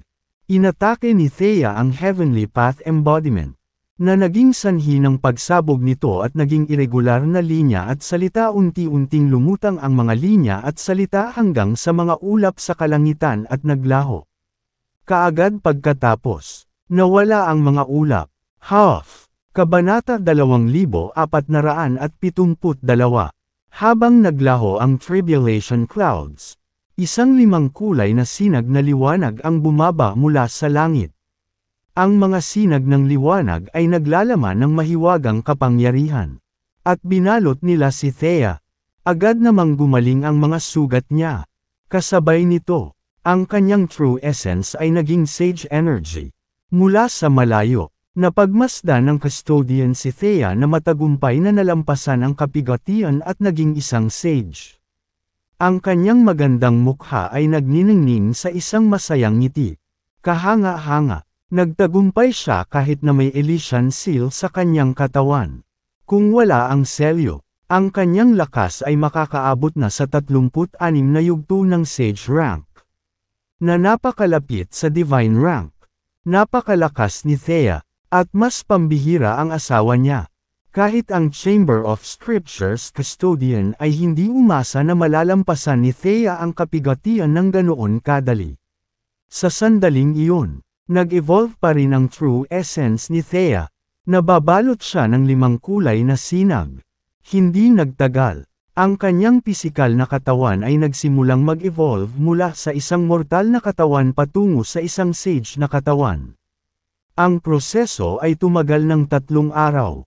Pagkalipas ng 3 araw, nawala ang 5 kulay na sinag at minarkahan ang pagkumpleto ng ebolusyon ni Thea. Ngayon, isa na siyang first stage sage. Huminto siya sa paglilinang at ginawa ang kanyang paraan ng paglilinang, na nagdulot ng malakas na enerhiya na lumabas mula sa kanyang katawan. Agad namang sumilay sa excitement ang magandang mukha niya. Sa wakas isa na akong sage at makakatulong ako kay James. Na-neutralize niya ang Earth's second calamity ng mag-isa. Iniisip ko kung lumitaw na ang 3 kalamidad. Matagal nang naglilinang si Thea. Gayunpaman, ipinaalam sa kanya ng tagapag-alaga na ang paglipas ng oras sa pagbuo ng oras kung saan siya nilinang ay naiiba sa labas ng mundo. Congratulations, Thea! Lumakad ang tagapag-alaga. At ang kanyang magandang mukha ay nagniningning ng isang nasisiyahang ngiti. Hindi ko talaga inaasahan na magiging sage ka sa ganoong kaikling panahon. Bukod dito, matagumpay mong nalampasan ang kapigatian at madaling napatay ang Heavenly Path embodiment na kinatatakutan ng lahat ng magsasaka. Dahil tinuruan mo ako ng mabuti. Hindi naging mapagmataas si Thea dahil sa kanyang mga nagawa ngunit mapagpakumbaba niyang sinabi. Kung hindi dahil sa iyong pagtuturo, hindi ako kailanman makakapaglinang ng ganoon kalakas na yoga kara o umunlad ng ganoon kabilis. Napakagaling. Napangiti ang custodian. Tanong ni Thea, by the way, Ms. Custodian, ano ang sitwasyon ngayon sa Earth? Lumitaw na ba ang ikatlong kalamidad? At saka, gaano na ako katagal sa pag-iisa? Malumanay nang umiti ang custodian at sinabing, ang ikatlong kalamidad ng daigdig ay hindi pa naganap. Matagal pa bago ito lumitaw. Ang kasalukuyang sitwasyon sa Earth ay matatag. Naglilinang ka sa pagbuo ng oras sa loob ng maraming taon. Ngunit 6 na taon lamang ang lumipas sa labas ng mundo. Hindi pa talaga ganoon katagal. Nang marinig ito, nakahinga ng maluwag si Thea. Ngayong sage na ako, matutulungan ko na si James. Pwede ba akong umalis sa lugar na ito ngayon? Tuwang-tuwa ang mukha ni Thea. At sabik na siyang makasama muli si James sa Earth. Ayon sa paglipas ng panahon. Ang kanyang anak na babae ay dapat na lumaki na sa isang napakarilag na babae sa ngayon. Nang makita ang iniisip ni Thea, sinabi ng custodian, wala si James sa Earth ngayon. Ha? Nagtatakang tanong ni Thea, kung wala siya sa Earth, saan siya nagpunta? Sinabi ng tagapag-ingat, dahil hindi na mangyayari ang ikatlong kalamidad ng daigdig. Umalis si James sa Demon Realm para makipagsapalaran. Nais niyang maabot ang mas mataas na ranggo ng paglilinaw bago dumating ang ikatlong kalamidad. Ang Demon Realm. Naguguluhan ang ekspresyon ni Thea. Ang tagapag-alaga ay maikling ipinaliwanag sa kanya ang Demon Realm.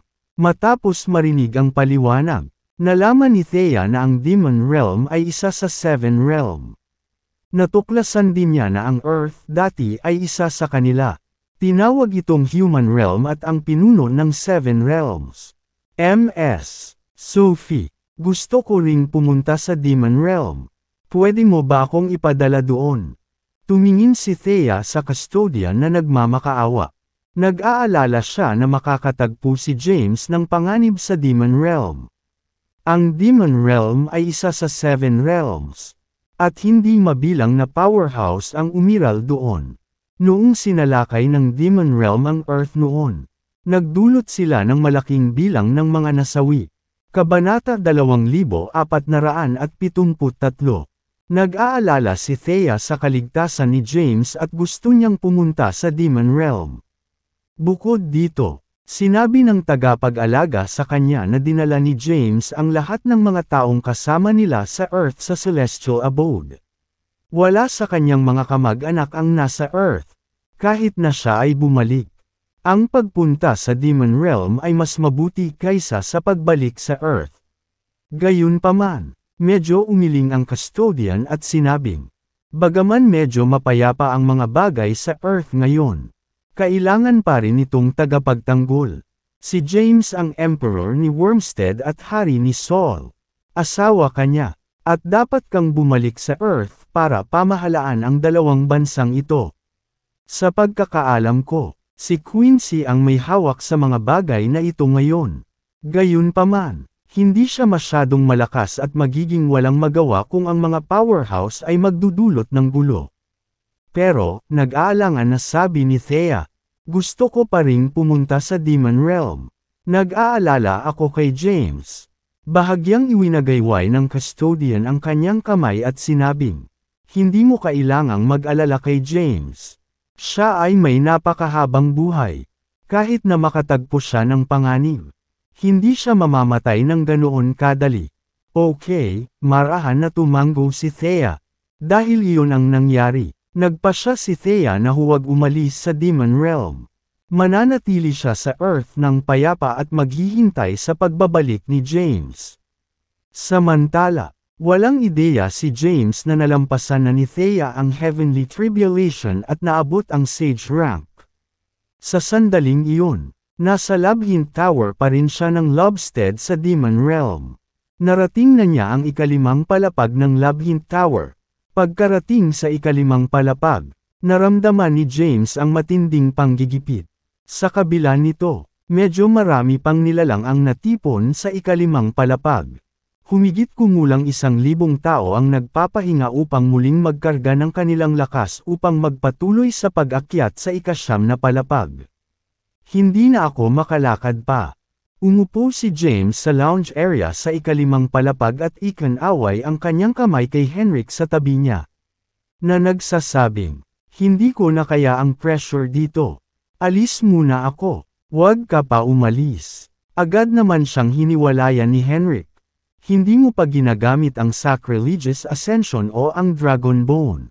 Kung gagamitin mo ang mga ito, tiyak na makakarating ka sa ika-7 palapag. Hindi naman kailangan yun. Walang intensyon si James na umaban pa. Hindi na niya kailangan pang lumayo para makilala lang ang isang babae. Ito ay hindi katumbas ng halaga. Kahit na si Brielle ay isang magandang babae na nakakaakit ng mga lalaki sa buong kaharian. Hindi niya kailangang dumaan sa gulo. Dahil tumanggi si James na umaban. Hindi rin napigilan ni Henrik.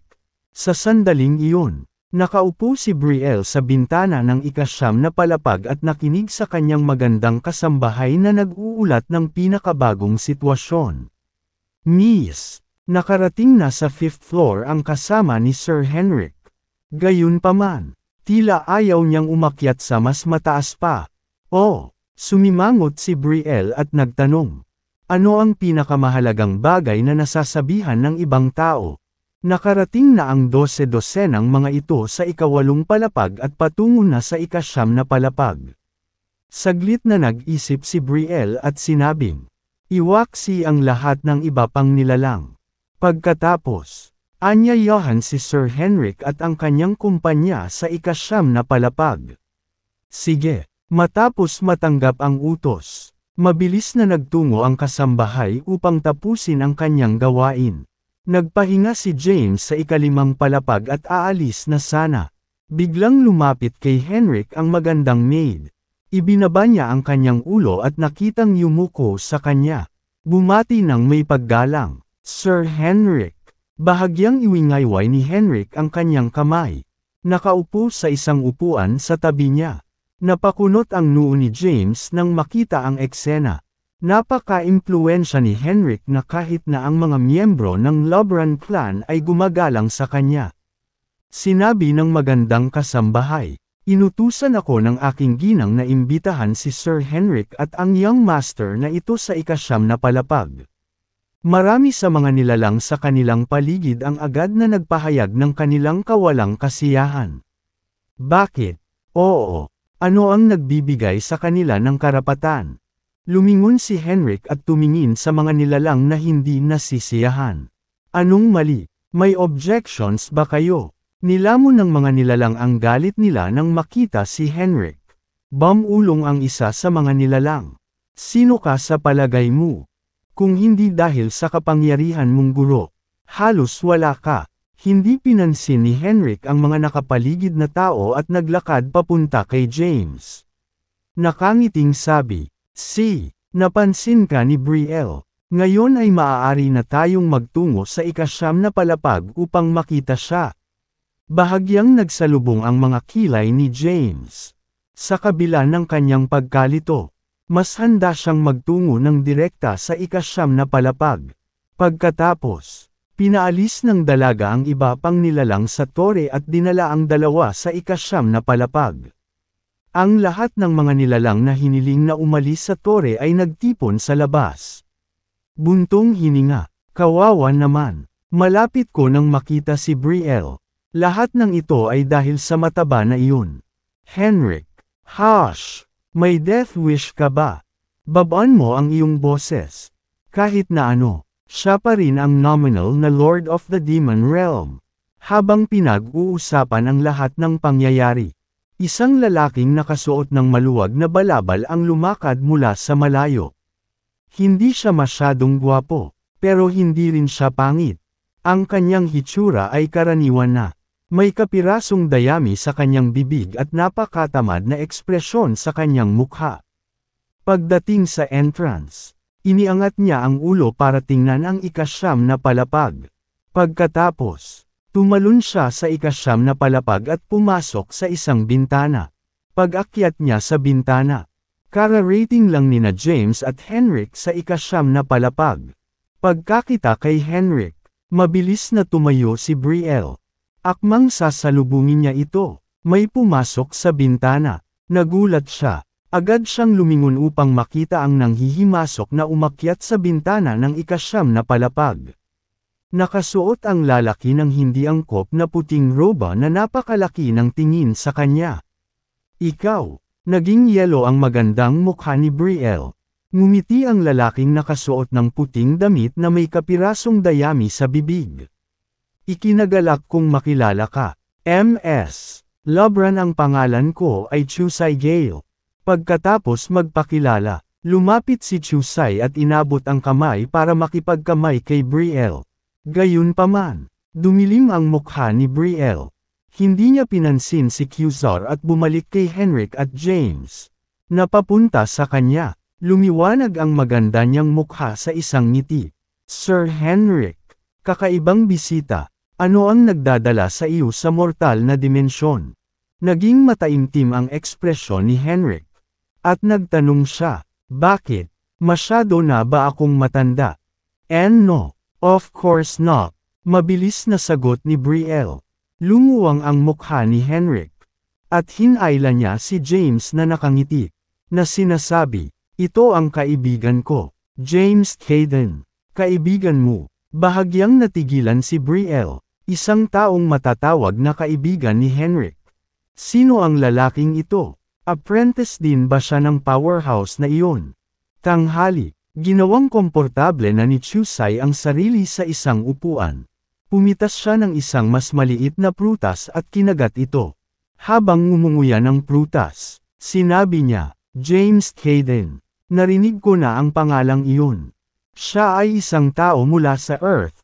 Sinasabing nakuha niya ang una at pangalawang Providence sa Earth. Tinalo din niya ang kababalaghan ng Hedan clan. Si Lucifer. Nang marinig ito, hindi napigilan ni James na mapatingin kay Chusay. Iyon ang unang pagkakataon niya sa Demon Realm. Ngunit tila alam na ng maraming tao ang tungkol sa kanya. Tiningnan din ni Henrik si Chusay. Lumapit siya at umupo sa tapat niya. Nakangiting sabi, pambihira ka talaga. Ha! Alam mo pa ang tungkol sa pinanggalingan ni Mr. Caden. Nakaramdam ako ng malakas na aura ng demonyo mula sa iyo. Taga Fiend Realm ka ba? Haha! Tumawa si Chusay at sinabing, tulad ng inaasahan mula sa iyo, Henrik, masasabi mo ang aking pinagmulan sa isang sulyap. Sa katunayan, ako ay Chusay mula sa Fiend Realm. Tumalon ang tingin ni Brielle sa kanilang tatlo. Si James ay isang kababalaghan ng sangkatauhan mula sa Earth. Si Chusay, sa kabilang banda, ay mula sa Fiend Realm. Kung kaya niyang maglakbay mula sa Fiend Realm hanggang sa Demon Realm, maaaring mayroon siyang walang katulad na powerhouse na sumusuporta sa kanya. O siya mismo ay isang hindi kapani-paniwalang powerhouse. Samantala, si Henrik ang Panginoon ng Demon Realm. Ano ang nangyayari ngayon? Bakit napakaraming tao na may napakagandang pinagmulan dito ngayon? Naguguluhan si Brielle, kung si Chusay man mula sa Fiend Realm, Henrik mula sa Demon Realm, o James mula sa Earth. Alam ni Brielle na hindi niya kayang saktan ang sinuman sa kanila. Kahit na siya ay lubos na hinahangaan at may talento, hindi siya maaaring kumilos ng mayabang sa harap ng mga taong ito. Kaya naman, malugod niya silang tinanggap. Sunod-sunod na umupo silang tatlo. Tumabi sa kanila si Brielle. Tumingin si James kay Chusay. Hindi sigurado kung paano nalaman ng huli ang kanyang pinanggalingan dahil hindi niya sinabi sa sinuman ang tungkol sa kanyang sarili. Tumingin si Chusai kay James at nakangiting sabi, "Hindi mo na kailangan pang titigan ako. Ang salita ng iyong pinakabagong mga nagawa at aktibidad ay kumalat sa buong universo. Ang sinumang may kahit kaunting kakayahan ay makakaalam ng iyong pag-aral." Ganoon ba? Natigilan si James. Hindi niya inaasahan na ang salita ng kanyang sarili ay naglakbay sa buong universo. Sumagot si Chusai, "Siyempre, ang mga nilalang sa buong universo ay binibigyang pansin ang Earth. Naghihintay para sa selyo nito at ang Galactic Highway na bumukas. Sok, nakuha mo ang 2 sa mga providences at mayroon kang Infinity Steles pati na rin ang 5 elemento ng Genesis." Mahirap hindi makatawag ng atensyon. Hinawakan ni James ang kanyang ilong nang may problema. Mabilis na kumalat ang balita sa buong universo. Ipinaliwanag ni Chusai ang kanyang layunin ng pagdalaw. Habang nakangiting nagsabi, "Naparito ako sa Demon Realm upang kaibiganin ka isa kang taong may malaking kapalaran. At ang landas sa langit ay nasa iyong panig. Tiyak na magbibigay ito sa iyo ng malaking tulong. Kung kaibiganin kita, mabibiyayaan ako ng ilan sa iyong swerte." Hindi sinasang ayunan ni James. Kakampi ko ba talaga ang landas sa langit? Kung sinusubukan nitong tulungan ako, hindi nito ilalagay ang Elysian seal sa aking katawan. At hindi ko na kailangang harapin ang Heavenly Path embodiment habang sinusubukang gumawa ng isang pambihirang tagumpay. Nakangiting sinabi ni Chusai, "Ibang bagay iyon. At hindi pa rin ito nakakaapekto sa iyong swerte. Mga bisita ko, gusto ba ninyong 3 kumain?" Si Brielle ay naghahanap ng pagkakataong makapagsalita ngunit wala siyang makitang pambungad. Sa wakas, sinamantala niya ang pagkakataon at nagtanong sa kanila. Noon lang tuluyang nasulyapan ni James si Brielle. Si Brielle ay may katangi tanging katangian. Maputi ang balat, at malinaw na mga mata. Kahit na mapagpakumbaba niyang kausap ang mga ito, siya pa rin radiated ng isang marangal at marangal na ugali. Siya ay talagang isang bihirang at nakakabighaning kagandahan. Gayunpaman, walang nakitang espesyal sa kanya si James na nagbibigay katwiran sa kanyang pagiging unang tao na naging Grand Emperor sa kanilang panahon. Bukod sa maganda, walang kakaiba sa kanya. Kahit ano ay gagawin. Bahagyang iwingayway ni Henrik ang kanyang kamay. Siya ay orihinal na dumating upang makita si Brielle. Gayunpaman, hindi na siya interesado sa kanya. Tinitigan niya si Chusai. Sinusubukang makita sa pamamagitan niya. Tila nakikita ang iniisip ni Henrik. Nakangiting sabi ni Chusai, "Sa totoo lang, mayroon akong isang napaka-ordinaryong pinanggalingan. Kung ikukumpara sa inyong 2, wala akong espesyal. Ikaw naman, nakakamangha, Sir Henrik. Bagamat wala kang mataas na cultivation rank, ikaw na ang Demon Realms Lord." Ano? Nang marinig ito, natigilan si James. Tumingin siya kay Henrik at nagtanong, "Ikaw ang Panginoon ng Demon Realm?" Tungkol doon, napakamot ng ulo si Henrik at sinabing, "Napakahabang kwento." Binal-ika niya ang nakaraan. Pagkaraan ng maikling sandali, sinabi niyang muli, "Ang lahat ay kailangang ipaliwanag mula sa maraming taon ang nakalipas. Noong Primordial Age, maraming powerhouse ang umiral sa Demon Realm. Gayunpaman, ang isang partikular na powerhouse ay nakakuha ng pananaw sa lihim ng langit at natutunan ang tungkol sa palabas. Kaya, kumilos siya ayon sa tadhana at inatake ang Earth. Maraming Grand Emperors ang namatay sa labanang iyon. At ang mga Grand Emperor ng Demon Race ay halos nalipol." Kabanata 2476. Sa panahon ng labanan sa Earth, kahit na ang Demon Realms Lord at ang Azurin Clans leader ay namatay. Nang marinig ito ni James ay nataranta. Tinanong niya, dahil ang powerhouse na ito ay nakakuha ng pananaw sa sikreto ng langit at alam niyang mamamatay siya. Bakit siya naglunsad ng pag-atake sa Earth? Sumabad si Chusai at nagpaliwanag. Dahil ito ay nakatadhana na mangyari. Ito ang desisyon ng Heavenly Path. Kahit na ang mga Grand Emperor na ito ay hindi umatake sa Earth.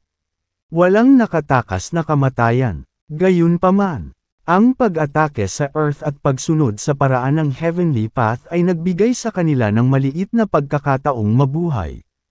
Hindi pa oras. Ngunit ang mga dakilang emperador na matagal nang namatay ay maaaring mabuhay muli kapag ito na ang tamang panahon.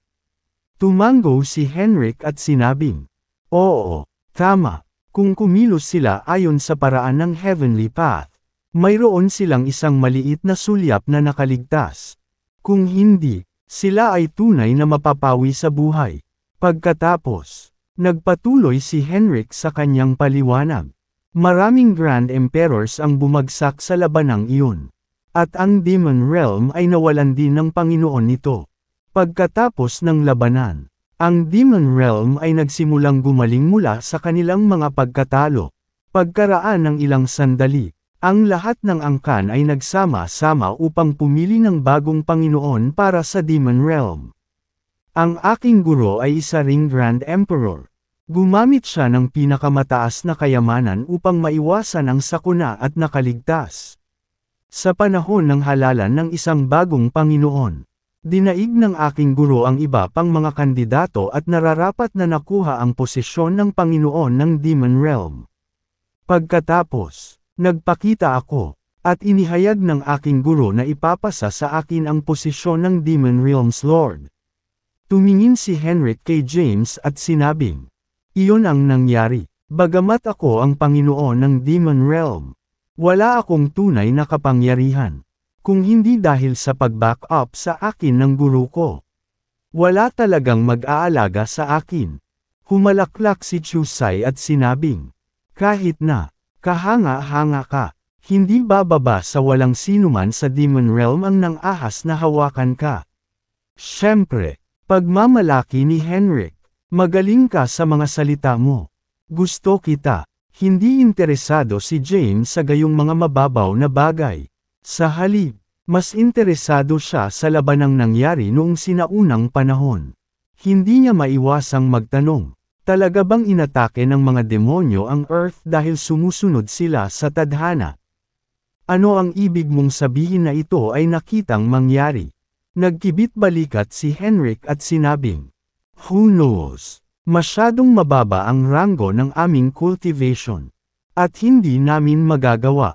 Maunawaan ang mga bagay na ito maliban kung tayo ay magiging Grand Emperor." Tumango si Chusai at nagsabi, "Ang mga bagay na ito ay higit pa sa atin. Kalimutan na natin ito sa ngayon. Brielle, dal-iyan mo kami ng masasarap na alak.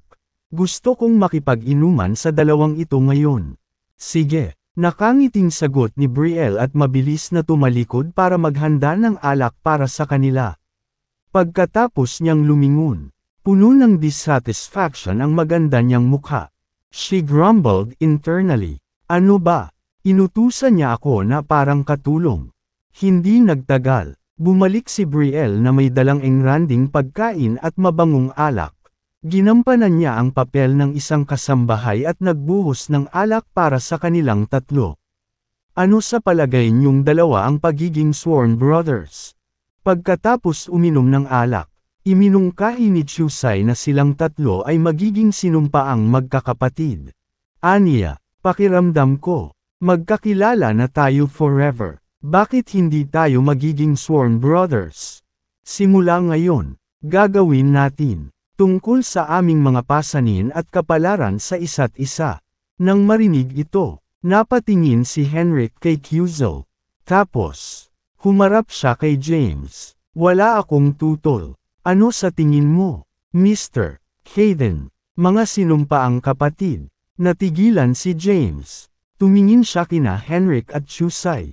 Pagkatapos ay napaisip, bagamat hindi tao ang dalawang ito, mayroon silang hindi pangkaraniwang pinagmulan. Si Henrik ay isang powerhouse na nabuhay sa Primordial Age. Bukod dito, siya ang Panginoon ng Demon Realm. At ang kanyang guro ay isang Grand Emperor. Samantala, si Chusai ay isang fiend mula sa Fiend Realm. Para makapaglakbay siya sa Demon Realm mula sa ibang kaharian. Tiyak na mayroon din siyang kahanga-hangang pinanggalingan. Walang masama sa pagiging sinumpaang kapatid sa kanila. Ito ay tiyak na makikinabang sa kanya. Matapos mag-isip ng ilang sandali, sumagot si James, "As you two already know, I'm a human from Earth."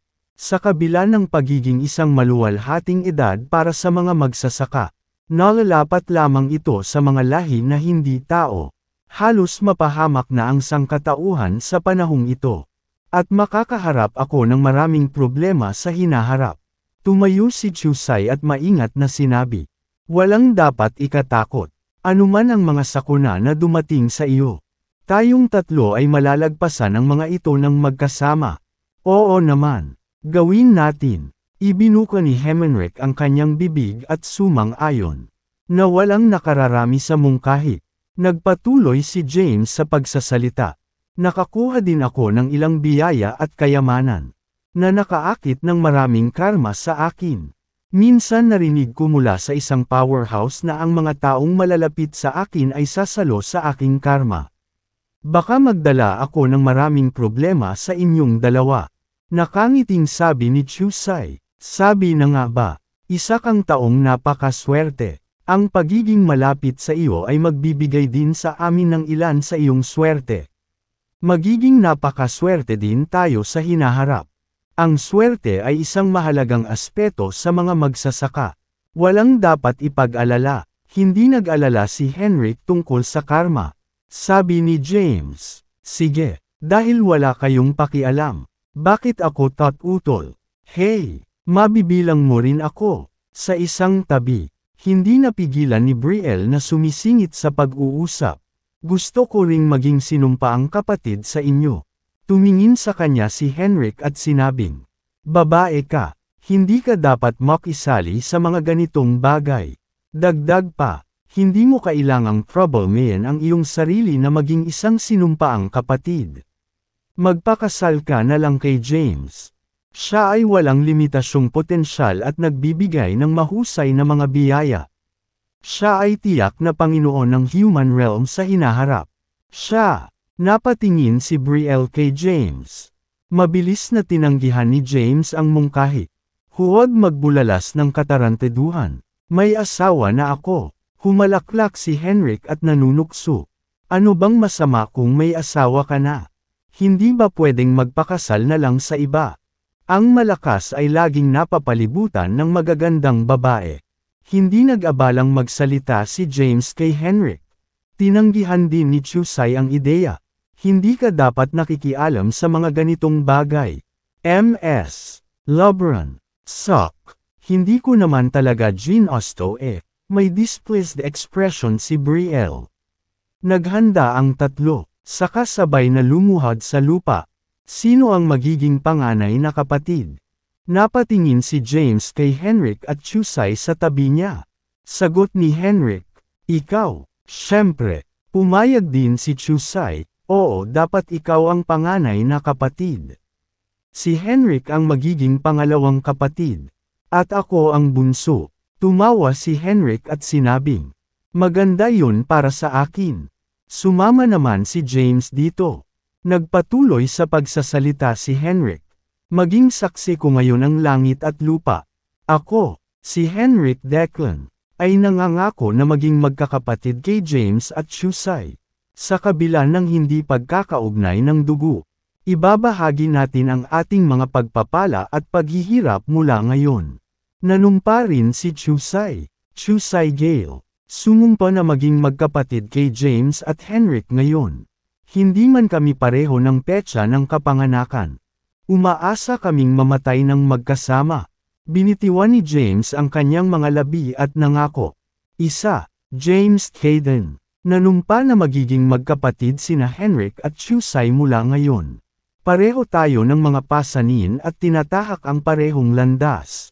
Nanumpa silang tatlo. Sa sandaling iyon, naramdaman ni James ang koneksyon kina Henrik at Chusai.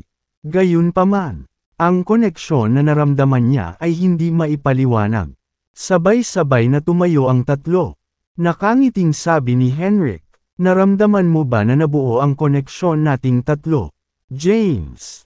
Ma'am, tumango si James. Paliwanag ni Henrik, magsasaka kaming tatlo. Ngayong nakagawa na tayo ng isang panunumpa. Ang landas sa langit ay lumikha ng ugnayan sa pagitan natin ngayon. Tayo ay tunay na magkapatid. Kung sino man sa atin ang lalabag sa panunumpa ng kapatiran, siya ay parurusahan ng landas sa langit. Nagulat si James. Hindi niya akalaing ang paggawa ng isang panunumpa ay magiging ganoon kaseryoso sa isang bagay. Sapat na dito. Mag-toast tayo, mga kapatid ko. Sige, inom tayo. Iinom tayo hanggang sa bumaba tayo ngayon. Magkasamang nakaupo ang tatlo. Nilunod ang sarili sa mga inumin at masasarap na pagkain. Si Brielle naman ang umaktong utusan nila. Kasabay nito, tahimik niyang pinagmamasdan at sinuri ang mga ito. Si Henrik ay isa ring cultivator ngunit hindi niya ideal type. Hindi rin niya gusto ang matamlay na ugali ni Chusai. Sa kanilang tatlo, si James lang ang mukhang normal. Pinag-isipan niya kung sasali ba si James sa kompetisyon para mapanalunan ang kanyang kamay sa kasal. Kasabay nito, pinag-isipan din niya kung dapat ba niyang padaliin ang pagdaan nito sa kompetisyon. Matapos manampa ang tatlo sa kanilang kapatiran, nasiyahan sila sa masarap na alak sa Labhint Tower. Kabanata 2478. Kasabay nito, maraming powerhouse ang nagtipon sa labas ng Hadin clan ng Demon Realm ng Divine Dimension. Ang mga powerhouse na ito ay nasa Divine rank. Kasama rin sa kanila ang isang Grand Emperor. Ito ay ang Grand Emperor ng Hadin clan.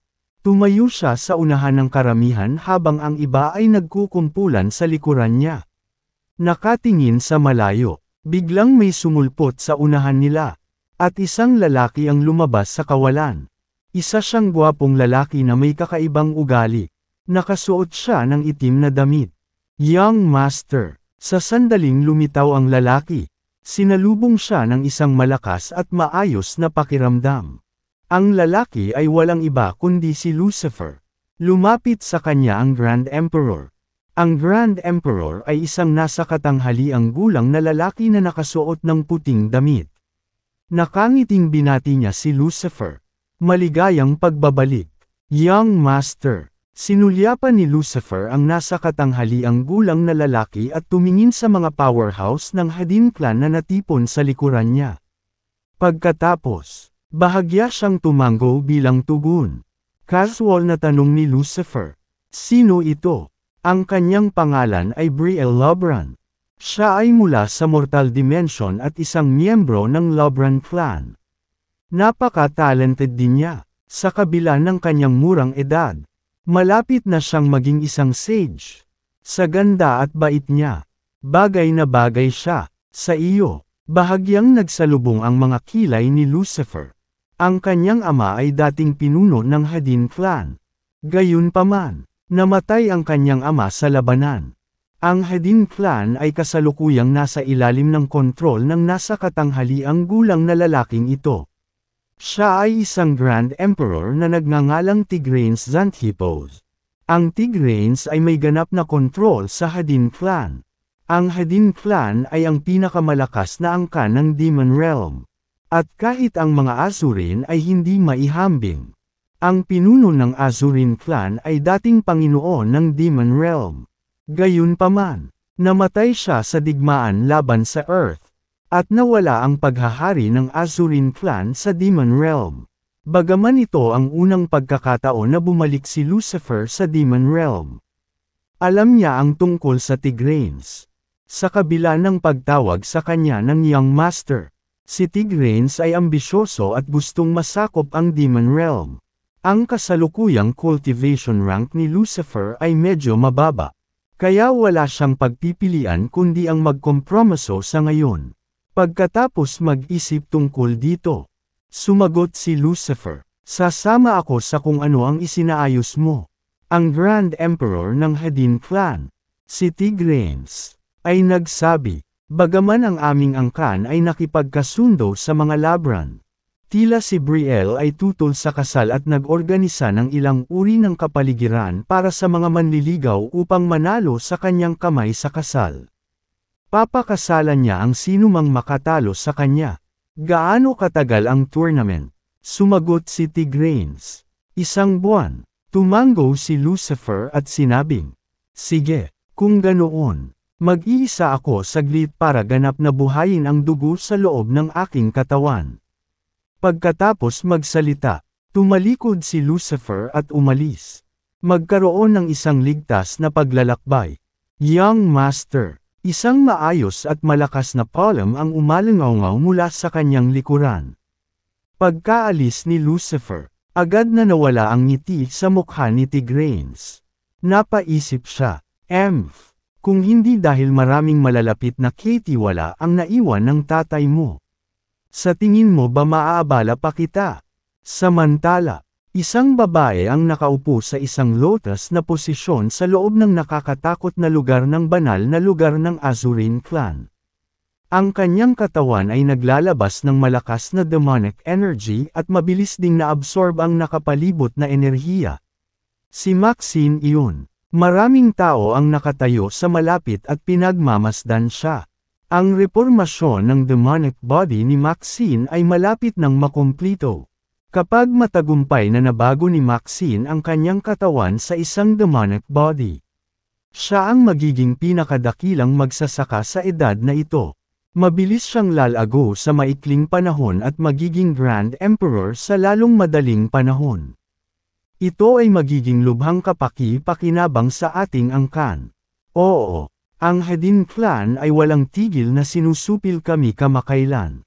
Sa ngayon, maaari lang tayong magkompromiso, habang pinag-uusapan ang kanilang powerhouse. Biglang sumabog ang katawan ni Maxine. Napakalaking demonic energy.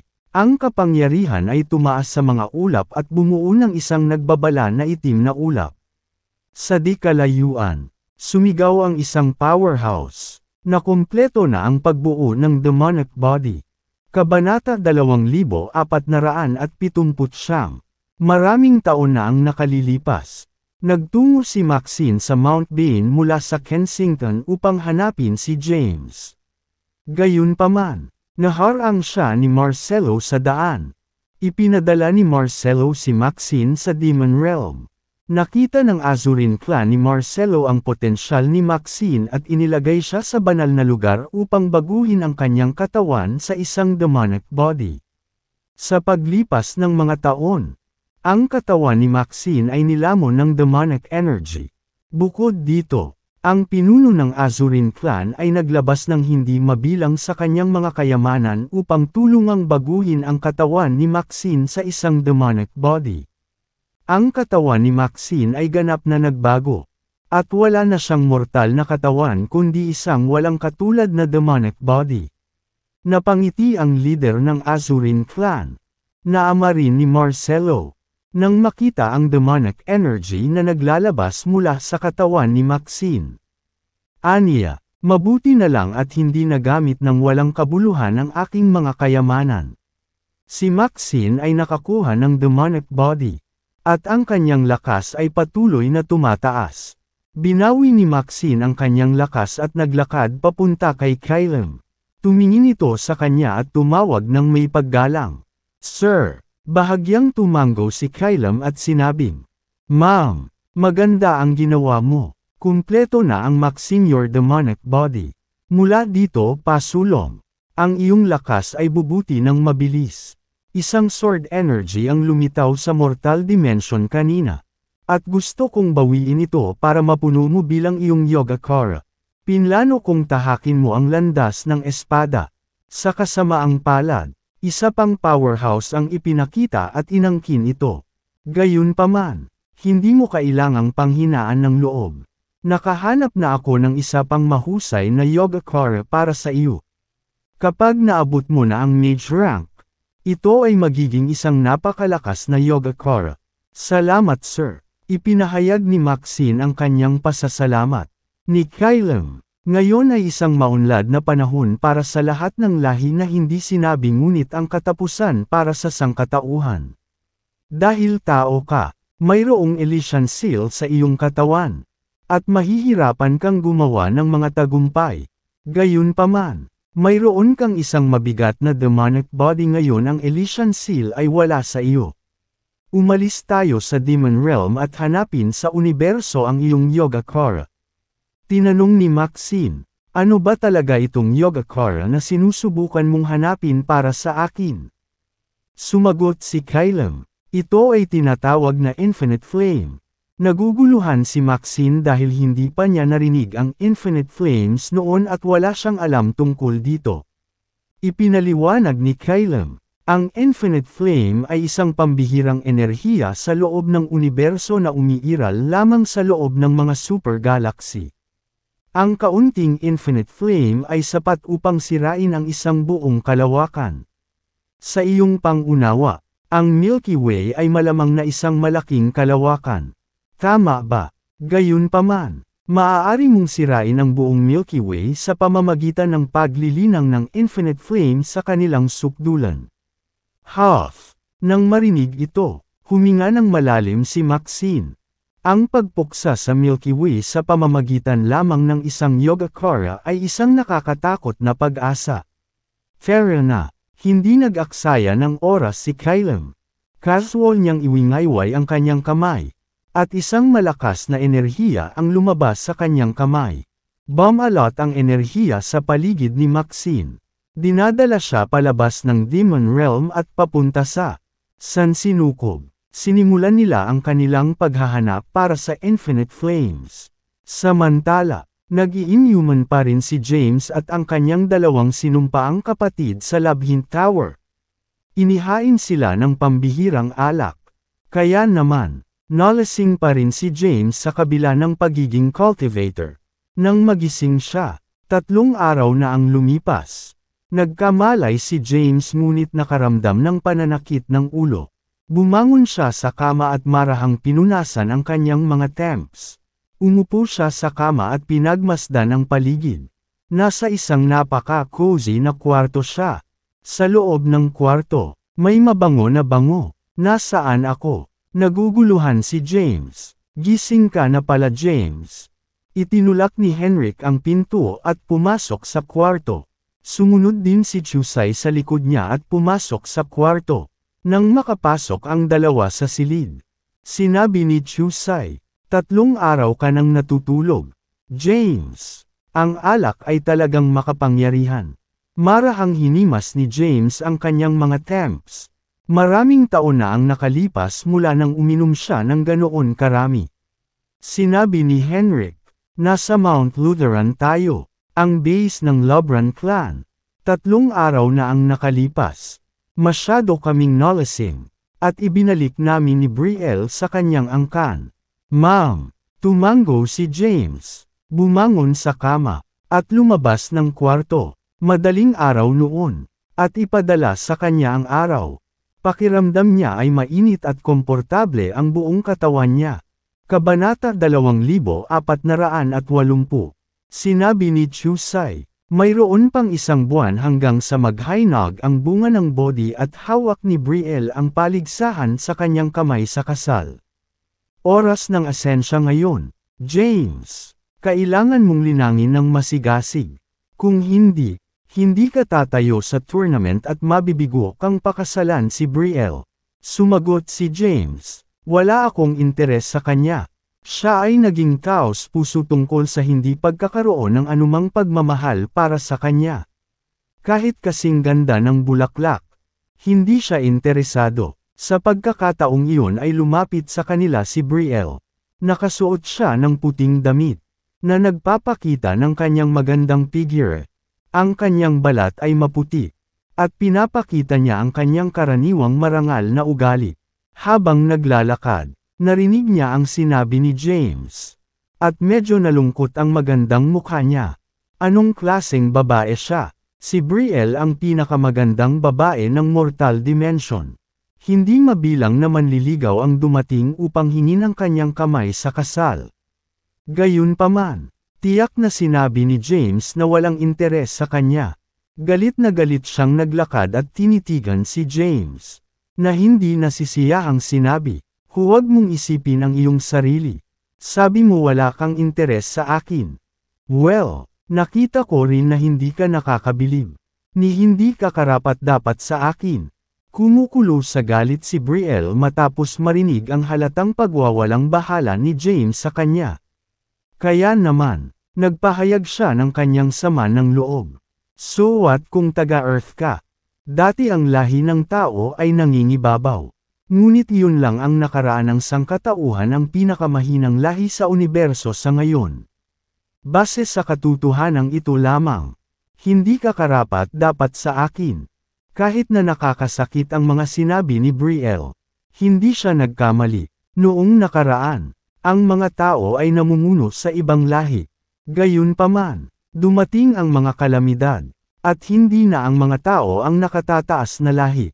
Matagal nang nawala ang edad kung saan naghari ang mga tao. Ngayon, sila ang pinakamahina sa lahat ng lahi. Hindi siya pinabulaanan ni James.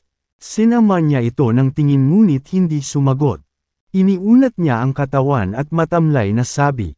Pagkatapos ng ilang araw na pagtulog, sumasakit ang bewang at likod ko. Henrik, Chusay, lumabas tayo para mamasyal. Matagal na akong nasa Demon Realm pero hindi pa ako nagkakaroon ng pagkakataong mamasyal. 2/3.